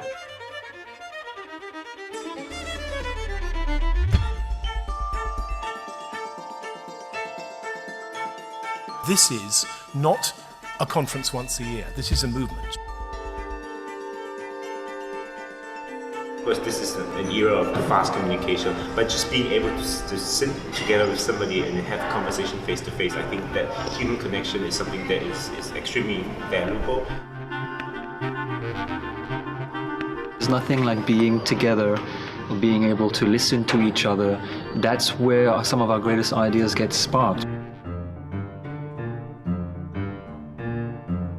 It's about new ways to experience classical music, new projects, new artists, new repertoire, and all sorts of exciting, innovative ways of looking at classical music.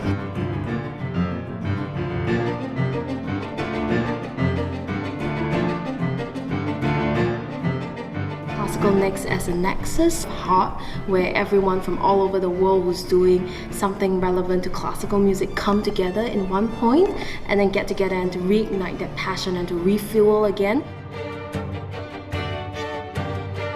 Well, I think it's the only place, really internationally, where you can find all sectors of the classical music industry represented.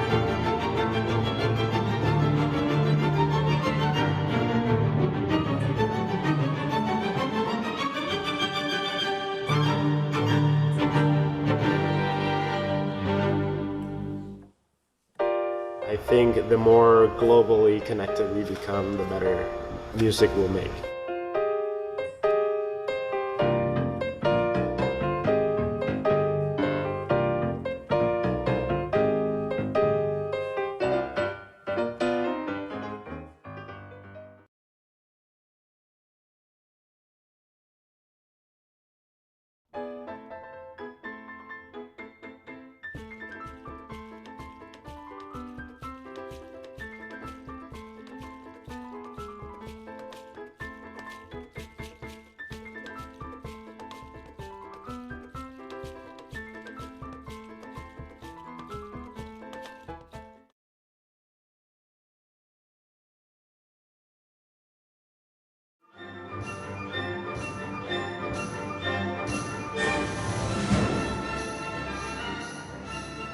El desarrollo de talento en el arte es un pilar fundamental para el progreso hacia una sociedad más justa, equitativa e innovadora.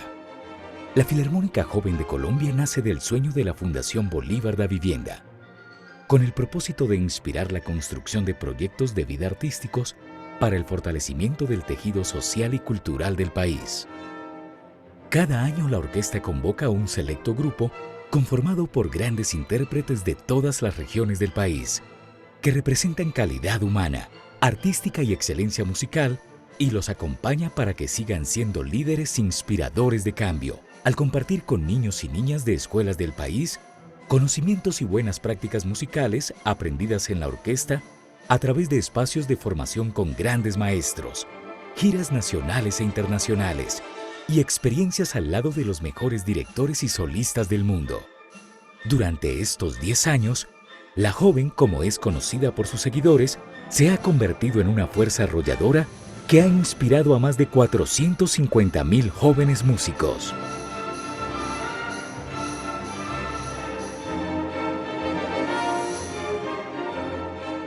Que Colombia se enamore de la música sinfónica y que el mundo se enamore de Colombia ha sido la apuesta de la orquesta en cada uno de sus ensayos, conciertos, talleres y encuentros artísticos en los que su música se ha convertido en un referente que ha despertado el orgullo de todo un país. El nivel de profesionalismo que ya tienen, la dedicación, la seriedad, el estudio, el ímpetu, desde el primer concierto llegaron muy preparados. Son unos muchachos muy talentosos que lo dan todo en el escenario y eso es lo más importante. La Filarmónica Joven de Colombia ha presentado 37 residencias artísticas, 13 giras nacionales en 26 ciudades del país.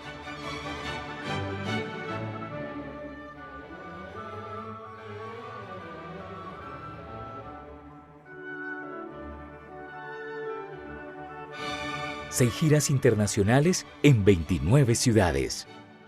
En los últimos años, la orquesta ha trabajado por ser un símbolo prominente de la cultura musical nacional en el exterior, haciendo vibrar al público y la crítica con una propuesta innovadora en la música sinfónica que ha deleitado a más de 160.000 espectadores, interpretando los más ambiciosos repertorios y compartiendo su pasión con reconocidos músicos internacionales.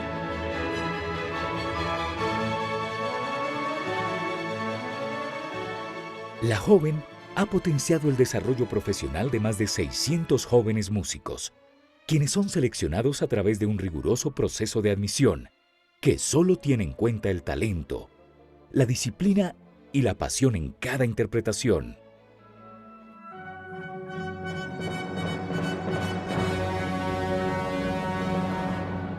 A este gran esfuerzo se han sumado 28 de los más importantes directores a nivel mundial, 22 solistas del mayor reconocimiento y 167 talleristas, que han entregado su experiencia y conocimiento para forjar prometedoras carreras artísticas. Y sin ninguna duda esta es una de las orquestas juveniles más talentosas que he conocido. La Filarmónica Joven de Colombia es hoy una de las mejores orquestas jóvenes de Sudamérica. Organizaciones del más alto nivel en el mundo han reconocido su importancia para el desarrollo musical latinoamericano.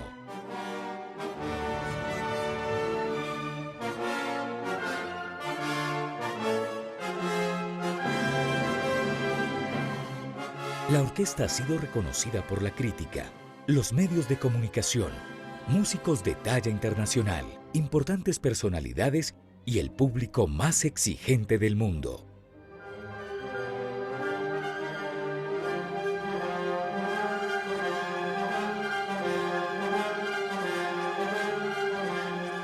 Es una orquesta que es de todos, es la orquesta que representa la juventud y que representa por su nombre, por su concepto, a Colombia. Cada músico de la Filarmónica Joven de Colombia representa entusiasmo. Bueno, buenos días para todos y para todas. Muchas gracias por su participación en la sesión internacional. A quienes nos acompañan desde esta mañana, muchísimas gracias. Y a quienes se quedan a esta sesión de Enfoque Colombia, agradecemos a todos por estar aquí conectados en este espacio que hemos creado con el Global Leaders Program en alianza con el Banco de la República, la Filarmónica Joven de Colombia, la Asociación Española de Orquestas Sinfónicas AEOS, Classical Next y la Fundación BBVA. Bienvenidos nuevamente al panel Discordia y Disonancia, Armonía en Lugares No Imaginados, una conversación que sigue de este maravilloso panel internacional. Espero que todos hayan podido quedar. Hoy contamos con 3 invitados que han dedicado su vida a utilizar la música como una herramienta para reconstruir el tejido social de Colombia y en el mundo, porque bueno, tenemos a Santiago que ahora se los voy a presentar. Nuestro primer invitado precisamente es Santiago Osa Alzate. Es director de orquesta egresado de la Universidad de EAFIT bajo la cátedra de la maestra Cecilia Espinosa y Andrés Felipe Jaime. Hizo parte de la red de escuelas de música de Medellín como estudiante de trompeta y ha tenido la oportunidad de tocar en países como Perú, Uruguay, Venezuela y España, dirigiendo distintas orquestas, entre las que se destacan la Orquesta Sinfónica de Antioquia, Orquesta Sinfónica de Caldas, Orquesta Sinfónica EAFIT, entre muchas otras. En el 2019 se une al equipo de Fundación Acción Social por la Música en Madrid, España, como agente maestro de cambio y actualmente se desempeña como director artístico y director de orquesta en el Sistema en Chipre. Santiago, bienvenido. También tenemos con nosotros a Alfonso Cárdenas Velot, es productor musical, arreglista, guitarrista y gestor cultural. Alfonso es el actual director de la Escuela de Música Lucho Bermúdez en el Carmen de Bolívar desde finales de 2014. Trabajó como productor musical y guitarrista en Discos Fuentes, Col Música, Codiscos y Records en Miami, entre muchas otras disqueras, además de haber sido miembro activo de diferentes agrupaciones musicales importantes a nivel nacional e internacional, como los Gigantes del Vallenato. Alfonso recibió la distinción Premio Personajes del año 2016 otorgado por la Unión de Periodistas de la Costa Atlántica y estuvo en la lista de los 90 imprescindibles del 2017 escogidos entre más de 170.000 funcionarios públicos de Colombia por parte de Bancolombia y La Silla Vacía. Alfonso además fue escogido como uno de los 40 rostros de la cultura en el 2018 por parte del Ministerio de Cultura, entre muchas otras distinciones. Y por último, pero no menos importante, tenemos a Juan Guillermo Ocampo. Es músico, emprendedor social y fundador de la organización Amadeus, creador del programa Red de Escuelas de Música de Medellín y del primer programa de orquestas sinfónicas infantiles y juveniles de Medellín, entre otros programas culturales de gran impacto social en Colombia. Su labor ha sido reconocida por la UNESCO, Revista Semana, Cromos, el periódico El Colombiano y El Mundo, y por su trabajo realizado por medio de Amadeus Fundación, recibió una mención especial en el Premio Nacional de Paz en el 2001.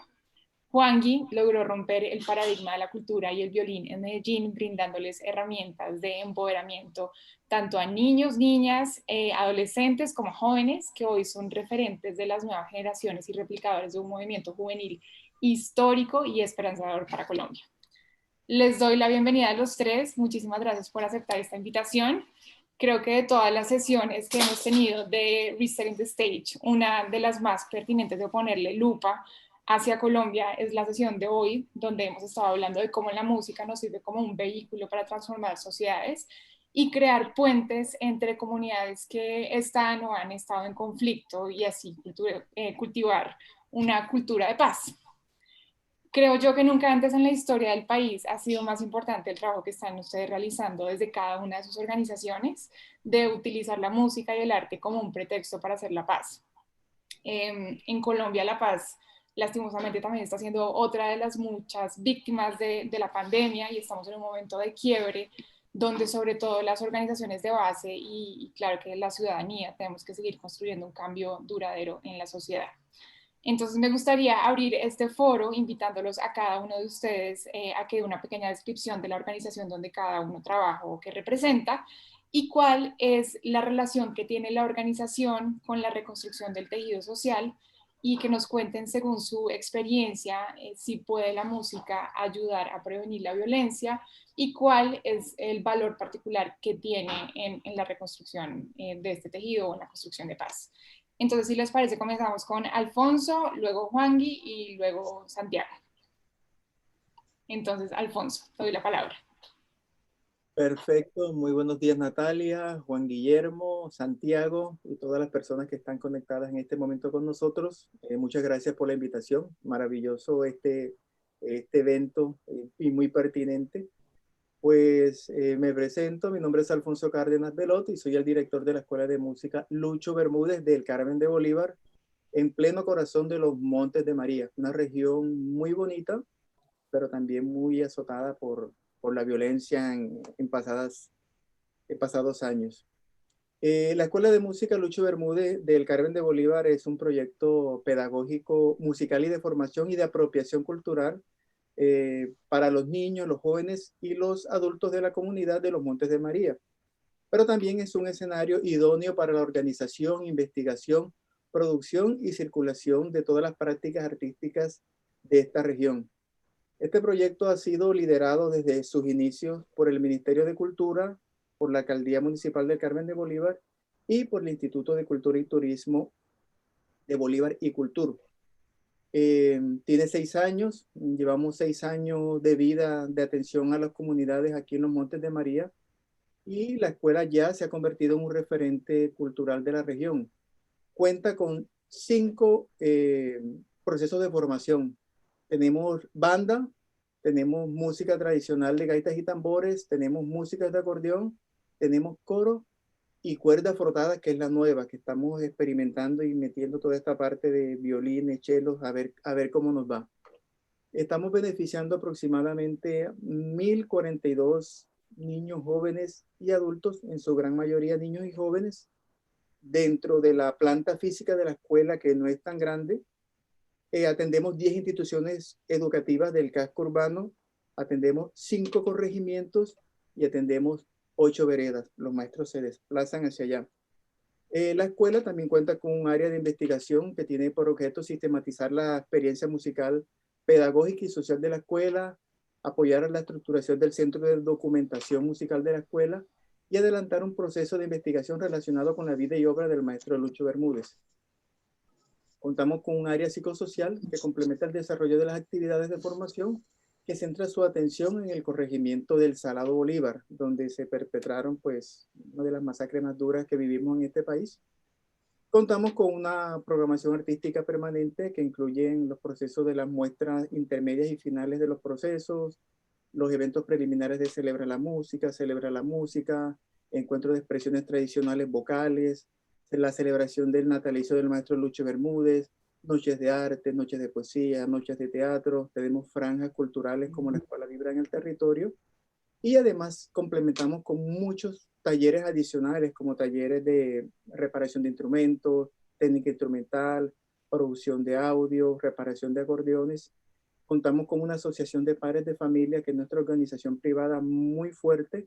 Tenemos un consejo directivo que es nuestro estamento de gobierno. Tenemos presencia en lo rural, tenemos alianza con el sector educativo y estamos tratando de implementar una estrategia de información académica y administrativa. Y todo esto ha hecho pues, que la escuela pueda considerarse un proyecto destacado en la región. Con relación a la pregunta,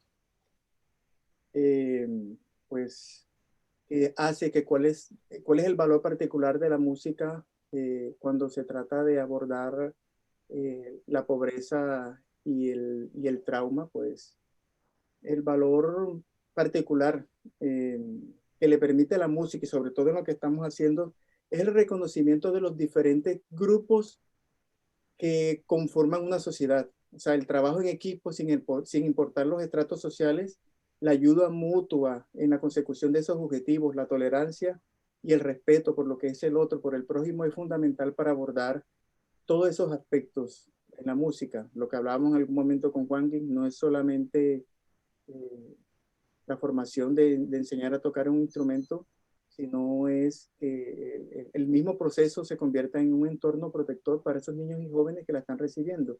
Ellos reconozcan el acervo cultural de la región, que aprendan a amarlo, a entenderlo claramente, para que eso forme en ellos un pensamiento crítico que les permita mirar hacia otros horizontes y por consiguiente personas que puedan tomar posiciones responsables frente a hechos violentos que ocurrieron y que ellos pueden ayudar a que eso no se vuelva a repetir. Perfecto, gracias Alfonso. Juan, sigamos contigo. Entonces, una pequeña descripción del trabajo de Amadeus Fundación, pero sobre todo como enfocándonos en la pregunta de ¿puede la música ayudar a prevenir la violencia? Y cuál es el valor particular que tiene en la construcción de paz. Muchas gracias, Natalia. Gracias por la invitación. Un saludo a mis compañeros, a Santiago, a Alfonso y a todos los demás que están conectados en este momento. Sí, una breve descripción es Amadeus viene desarrollando programas sociales desde hace más de 30 años en Medellín. Somos una entidad sin ánimo de lucro, creadores, como habías mencionado al principio, de la red de escuelas de música de Medellín y del programa de orquestas sinfónicas y coros infantiles y juveniles, y de un gran número de programas sociales de gran impacto, precisamente enfocados a la reconstrucción del tejido social. La música y tejido social, sobre todo en comunidades de alto riesgo.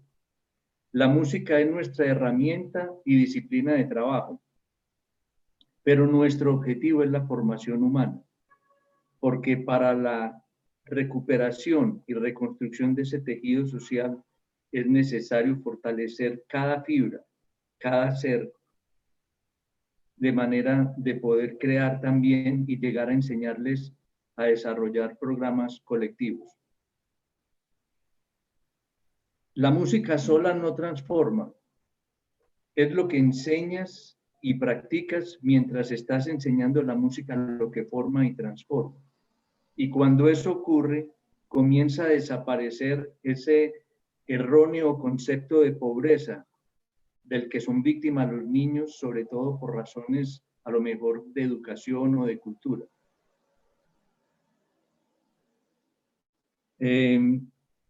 Para nosotros, y hay que tener en cuenta un detalle, nosotros no estamos allí para erradicar la pobreza. Nosotros estamos allí para enriquecer la vida de los niños, para ayudarles a descubrir la riqueza interior que tienen, independiente y por encima de toda la pobreza física que lo rodea. La música y sobre todo la transformación humana puede ayudar a prevenir la violencia bajo todo punto de vista. Hay que tener en cuenta que cada niño que ingresa al programa es un niño que le robamos a la delincuencia y que se convierte en un constructor de ese tejido social para la comunidad. Gracias, Natalia. Gracias, Juangui. Que nota todo lo que dices. Quiero, no voy a hacer ningún comentario porque quiero pasar directamente a Santiago, tú que fuiste participante también de la red hace muchos años y ahora estás en el sistema. Cuéntanos un poquito cómo fue tu transición de llegar al sistema de Chipre y pues nuevamente también cómo volver a la pregunta de si puede la música ayudar a prevenir la violencia y cuál es el valor particular que tiene la música en la construcción de paz.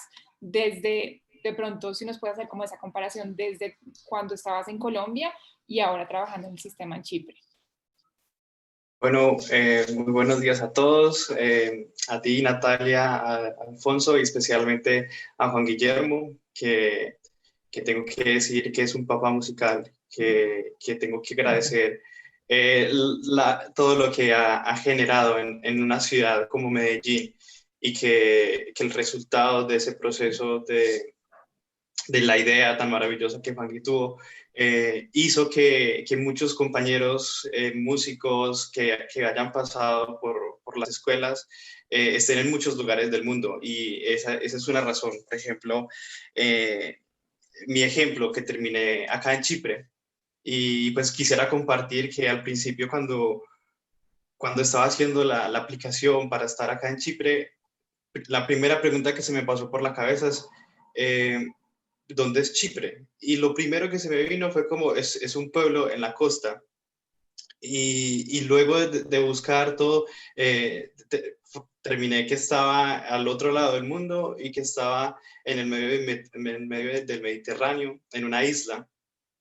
Y hay algo muy particular que yo quiero compartir acá, y es que Chipre es una isla muy pequeña, pero que básicamente la historia de la humanidad ha pasado a través de la isla de Chipre, porque en su ubicación ha permitido que muchas culturas y muchos pueblos pasen a través de ellas. Entonces estamos hablando de una isla que está entre la mitad, entre Europa, Asia y África. Y es muy interesante porque hay dos grandes imperios del mundo que están en la isla, que es el Imperio Otomano y el Imperio Bizantino. Y aquí tenemos dos grandes culturas que va a ser como la cultura griega y la cultura chipriota, griego-chipriota y turco-chipriota. A partir de estas dos comunidades, a lo largo de la historia nunca han tenido como muy buena relación y bueno, para adelantarme a lo que ha pasado ya acá en Chipre, el sistema Chipre busca crear ese tejido de ayudar a la sociedad. En Chipre tenemos algo en particular con nuestros chicos en las orquestas, y es que hay una mezcla de culturas. Y los niños en la orquesta vamos a encontrar niños que van a hablar el idioma del papá, el idioma de la mamá y luego el idioma de Chipre, el griego. Y a partir de ahí no hay como una identidad cultural, pero a través de la orquesta, a través de los ejercicios que hacemos en Sistema Cyprus, los niños empiezan a tener una construcción y empiezan a demostrar que a través de la toma de estos instrumentos pueden haber un cambio en la sociedad, en una sociedad que estamos hablando que en el pasado tuvo muchos conflictos. Y otro punto que quisiera resaltar es que Nicosia, en la ciudad en la que yo estoy en estos momentos, es la última capital del mundo que está dividida. Y Chipre tiene algo muy particular, y es que en la mitad de la isla, como que hubieran cogido con un machete, lo partieron y hay una barrera o hay un ejército de las Naciones Unidas que busca que estas dos culturas, tanto la turco-chipriota y la griego-chipriota, estén como separados por el conflicto que han tenido por tantos años. En el programa que nosotros tenemos, solamente tenemos niños del lado griego, pero al mismo tiempo de todas las familias que han llegado a Chipre a buscar mejor futuro, y que son familias que no ha sido fácil llegar a este punto. Hay un trauma para las familias que llegan a Chipre porque han tenido viajes muy difíciles para llegar hasta la isla. Y nosotros podemos ver en las reacciones de algunos niños cuando entran en la orquesta, cuando escuchan a la percusión o cuando escuchan el gran casa, esos sonidos fuertes, uno puede ver las reacciones. Entonces, es muy interesante ver cómo poco a poco, con las lecciones, con la unión de todos los niños, de todas las diferentes culturas, empezamos a tener un tejido social, una gran comunidad que luego muestra una mejor cara de lo que está pasando en estos momentos acá en Chipre. Qué lindo, muchas gracias, Santiago. Ahora les voy a... Juan, ¿tú querías comentar algo? No, que me parece maravilloso lo que está comentando. Dramático, pero a la vez maravilloso. Es el lugar perfecto para trabajar. Sí, no, y una cátedra de historia la que nos diste. Muchas gracias. Ahora les voy a hacer una pregunta específica a cada uno de ustedes y luego vamos a pasar a una sección de preguntas del público. Entonces les recomendamos a todas las personas que nos están escuchando hacer sus preguntas en la sección del Q&A o directamente en el chat, que ahorita mi compañero Juan Andrés Rojas de la Filarmónica Joven de Colombia nos va a ayudar trayendo todas sus preguntas acá al panel. Entonces, la primera pregunta va para Alfonso. Alfonso, ¿cuál ha sido la transformación más grande que ha tenido la comunidad de Montes de María desde la fundación de la escuela? Y, por favor, si nos podrías compartir algunas historias de algún beneficiario o de la familia entera que esté en la escuela donde se ve evidencia esta transformación. Ok, historias hay miles. Aquí nos podíamos pasar 3 días. Pero, bueno, yo creo, o estoy completamente seguro, después de la llegada del acueducto del agua potable al Carmen de Bolívar, pues estamos hablando de 200 años sin agua, con sequías y con todo.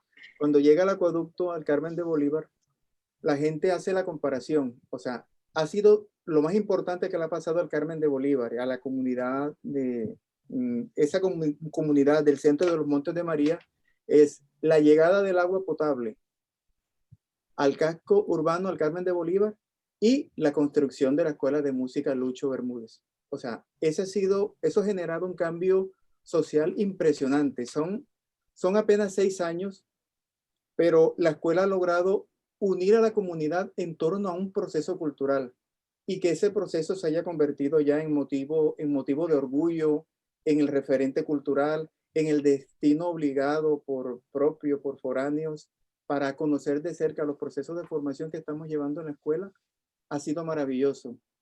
Pero yo pienso que hay una cosa fundamental que ha sido que las nuevas generaciones, los niños y los jóvenes, conozcan su propia historia, conozcan su propio acervo musical, porque eso es lo que hemos tratado de hacer, que ellos no simplemente llegar y enseñarles cómo se toca una gaita o cómo se toca un tambor, sino que ellos conozcan la historia de lo que pasó, conozcan la historia de su masacre como para que ellos sepan mentalmente dónde están ubicados. Y a través de la música, a través de la construcción. Alfonso, perdón, te interrumpo. Es que de pronto hay personas que no conocen la historia de Montes de María. De pronto nos podrías contar un poquito cómo está, digamos, el contexto de qué pasó en esa masacre. Ok, entre los años 1999 y 2001 se perpetraron en los Montes de María varias de las masacres más terribles que hubo acá en Colombia. Por ejemplo, en el Salado Bolívar, que es la que tenemos más cerca, asesinaron aproximadamente a más de 60 personas. las torturaron, las descuartizaron y lo peor, mientras realizaban esas barbaries, extrajeron de la Casa de la Cultura del Salado, extrajeron los instrumentos musicales y festejaban, cada muerte la festejaban con la música tradicional nuestra. Y eso generó, lógicamente, un choque profundo, profundo, que en estos 6 años apenas estamos viendo el renacimiento y el rescate de esa música, porque la gente escuchaba gaitas y tambores y automáticamente se iban hacia allá, se iban a que esa fue la música que se utilizó, y la gente no quería saber nada prácticamente de gaitas y tambores. Era lo más bajo, era lo más corroncho, como dice uno. Ellos preferían tocar un instrumento de banda o cantar coro o un acordeón, pero la gaita no. Y ese trabajo que ha hecho la escuela, que es ese rescate, decirle a los niños, vengan, vamos a hacer una historia musical con esta historia que fue de violencia, pero a la vez en este momento va a ser una historia de esperanza lo que vamos a construir. Y lo hicimos. Hicimos música, grabamos videos, fuimos al territorio, reconstruimos esa historia con ellos, que la conocieran de cerca, y hoy en día el cambio ha sido del cielo a la tierra. O sea, hoy nuestro territorio le debe mucho, no voy a decir que es lo único, le debe mucho al proceso cultural que ha gestado la Escuela de Música Lucho Bermúdez en el territorio. Qué maravilla. No, te admiro muchísimo, Alfonso. Muchísimas gracias por compartirlo. Y puntualmente alguna historia que recuerdes de alguna familia o algún niño que nos pudieras compartir. Sí, bueno, tenemos miles de historias, como te dije, pero quiero rescatar, en el 2018 escogimos 10 niños y niñas, y en convenio con la Cancillería nos fuimos para Finlandia. Niños que nunca habían salido de su territorio, nunca habían salido del pueblo. Nos fuimos 10 días y esos 10 niños y niñas se fueron a compartir con los finlandeses en universidades, en centros educativos. Estuvimos en los mejores estudios que habían allá musicales, y ellos compartir, verlos, o sea, no es nada contarlos, sino verlos, hablar de su territorio, hablar de su música, hablar de lo importante que es para ellos y el orgullo que sienten por la música tradicional de su entorno, para mí fue lo más maravilloso. Ellos quedaron en la historia. Creo que aún, como están tan pequeñitos, no saben la historia que han marcado, pero con el tiempo lo irán reconociendo, lo que eso significó para ellos, para sus familias, que están súper orgullosas por lo que ellos hicieron ante Europa y ante el mundo, y por toda la comunidad. O sea, eso fue un impacto grande para las familias y para todos nosotros también como tutores, como maestros y como las personas que están guiando a esos niños de esa comunidad. Tremendo. Muchas gracias, Alfonso. Ahora vamos a pasar a Santiago.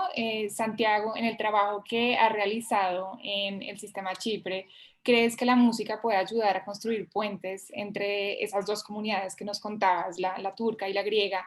¿Y cuándo funciona y cuándo no funciona? Un poco una pregunta rescatada también del panel internacional. Listo.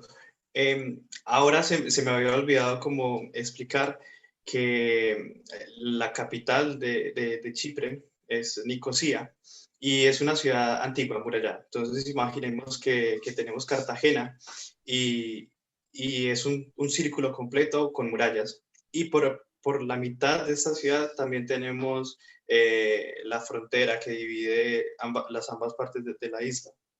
Y el epicentro en este centro de la ciudad para los griegos chipriotas se convirtió como un lugar de tristeza, de horror y de algo que ellos no querían recordar. Entonces, la sociedad griego-chipriota intentó de muchas maneras olvidar lo que pasó, y con odio y con rencor hacia los turcos. Y en ese epicentro, en ese centro de la ciudad, como nadie lo estaba utilizando, nadie estaba haciendo con las casas, porque toda la gente tomó sus cosas y se mudó para otros lugares para buscar mejores oportunidades, cuando otras personas llegan a las islas, las familias migrantes que hacen parte de la orquesta, ocupan este lugar del centro y lo toman como de ellos. Y empiezan a mostrar que se puede hacer algo en el centro de Nicosia. Y ahí específico, en el centro, es donde comenzó la orquesta de Sistema Chipre. Pero al mismo tiempo, la orquesta estando en el centro de la ciudad, los griego-chipriotas no tenían contacto de lo que estaba, no tenían contacto de qué estaba pasando en el centro.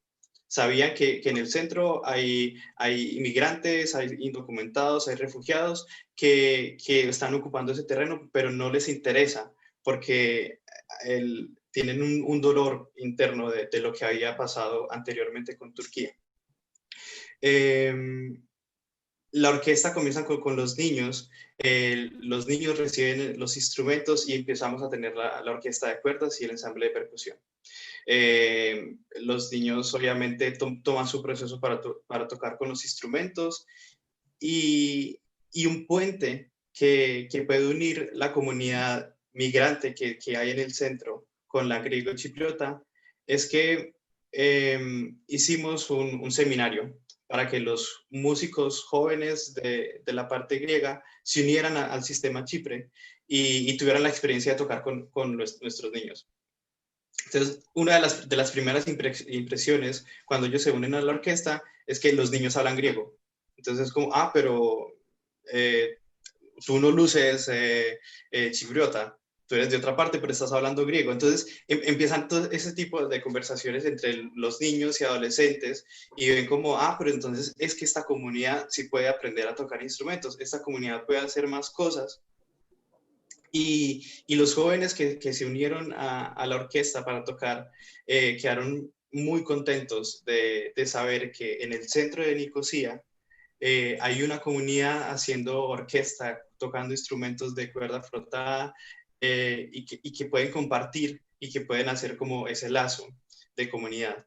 Pero luego tenemos el ejemplo de lo que pasa en el norte, que es la parte turca. Y lamentablemente, por cuestiones políticas, no hay forma de que podamos unir las comunidades, especial con nuestros niños en la orquesta, porque como muchos son indocumentados o muchos no tienen una identidad chipriota, no pueden cruzar al otro lado de la isla. Y lo mismo pasa con los niños que están en la parte norte. Entonces, por más que nosotros queramos, es como realmente simplemente es como poner un instrumento en el norte y vamos a tener los mismos resultados que estamos teniendo en el sur y luego en el futuro vamos a querer unir ambas partes. Pero lamentablemente hay fuerzas o hay cuestiones sociopolíticas o políticas en generales que no nos permiten por ahora llegar a tener ese contacto. Entonces tengo esas dos experiencias de los puentes que ayudan a unir las comunidades. Por un lado positivo, pero por el otro lamentablemente por ahora es algo que no se puede. Que se sale de las manos. Wow. Bueno, ya hablamos un poco de cómo la música es una herramienta para prevenir y transformar conflictos, un poco lo que nos contaba Alfonso y cómo ayuda cómo ayuda y fortalece esos puentes entre dos comunidades que nos contaba Santiago. Ahora me gustaría pasarle la palabra a Juan y que nos cuente cómo podríamos potencializar este trabajo que hacen las organizaciones de base a un nivel estatal. Entonces, Juan, la pregunta para ti es, ¿puede el trabajo creativo a nivel comunitario tener un impacto a nivel municipal o estatal, particularmente en el contexto de construcción de paz o de reducción del conflicto? ¿Y qué impacto puede tener la música a este nivel municipal, según tu experiencia con la red de escuelas de Medellín? Gracias, Natalia. Para que un trabajo comunitario pueda tener impacto, sobre todo a nivel oficial, es necesario que ese impacto se dé dentro de la comunidad misma. No se trata del programa que quieres implementar en una comunidad, sino que se trata de que la comunidad lo absorba, lo asimile, lo haga propio y lo convierta en su diario vivir. De otra manera no va a tener éxito, no va a tener futuro, y mucho menos va a tener el impacto que se necesita para llamar la atención de las entidades estatales, ¿cierto? Las comunidades son definitivamente los verdaderos legitimadores de un proceso. Sin el apoyo de la comunidad, el apoyo, el respaldo, el acompañamiento, el afecto, el compromiso, no se logra el objetivo. Y mucho menos el impacto que se espera pues, para poder llegar a las partes oficiales. Te quería hablar sobre el contexto de la construcción de paz, que está dentro de la pregunta. La paz que se negocia en las altas esferas del gobierno, el campesino de una zona remota, el ciudadano de a pie y el niño de un barrio marginado ni se entera. Es decir, es algo totalmente ajeno a ellos. A estas comunidades, como bien lo ha dicho Alfonso y lo ha mencionado Santiago, hay que llegar con hechos concretos y reales. No se puede estar hablando políticamente, hay que dar resultados, eso es fundamental. Y si te pones a pensar, cuando en cualquiera de estos tres programas que estamos hablando en este momento, cuando llegas a transformar una vida, eso en sí mismo es un hecho de paz. Entonces se trata de esa construcción uno por uno. Y con ese hecho de paz en uno, ese crece, se multiplica, se expande y logra construir un tejido social y logra construir una sociedad, y eso es fundamental. Yo quería hacer la claridad sobre lo que acabo de decir, por eso es tan importante entender que no es la música el gestor del cambio. La música es el facilitador. Porque hay que entender la grandeza, la fuerza del tema humano. Allí es donde está la esencia y lo fundamental de todo el trabajo. Sin ese objetivo claro, no se logra el cambio, porque es que no se trata de la música, se trata de esa transformación humana para lograr una transformación social. La herramienta es la música, la disciplina es la música, pero el objetivo tiene que ser la formación humana. También a nivel municipal la música puede convocar a una sociedad, como lo hace en estos momentos el deporte, por ejemplo. Si estamos trabajando con niños y jóvenes, solamente imagínate la fuerza de toda esa juventud convencida y motivada, eso puede arrasar, eso puede cambiar completamente la política y las maneras comunes de funcionamiento. Perfectamente lo puede hacer. Para entender un poco esa trascendencia de un programa a nivel municipal, solamente les pongo un ejemplo, y de eso es testigo Santiago, pero me imagino que lo podría con toda seguridad confirmar Alfonso. En el programa de Medellín, donde hay escuelas en 26 barrios de la ciudad, 27 ya, pero cada una de esas escuelas convoca a varios barrios a su alrededor, entonces en suma pueden ser 60, 70, 80. Trate usted de quitar una escuela de esas de una de esas comunidades, a ver en qué problemas se mete. Y esa es una muestra, una manera de medir ese impacto, es una manera de medir la fuerza que tiene y la obra que hace y lo que corresponde y significa dentro del contexto municipal. El peligro que un ente público maneje un programa social es muy grande. Todo, primero por las razones políticas que todos conocemos, pero también porque con los cambios frecuentes se afecta la dirección y el enfoque del programa en el largo plazo. Y eso no es bueno. Cuando los programas dependen de esas entidades, ahí tenemos un punto flaco, débil, que hay que buscar la manera siempre de fortalecer. Para terminar, un programa de música bien orientado, o mejor, un programa de música con una buena orientación a la formación humana. Y un programa de desarrollo musical de alto nivel, en su conjunto, es un activo social muy valioso, y es integrador de una sociedad, ayuda a construir sociedad y a mejorar las relaciones entre todos. Entonces, ahí concluyo como mi respuesta.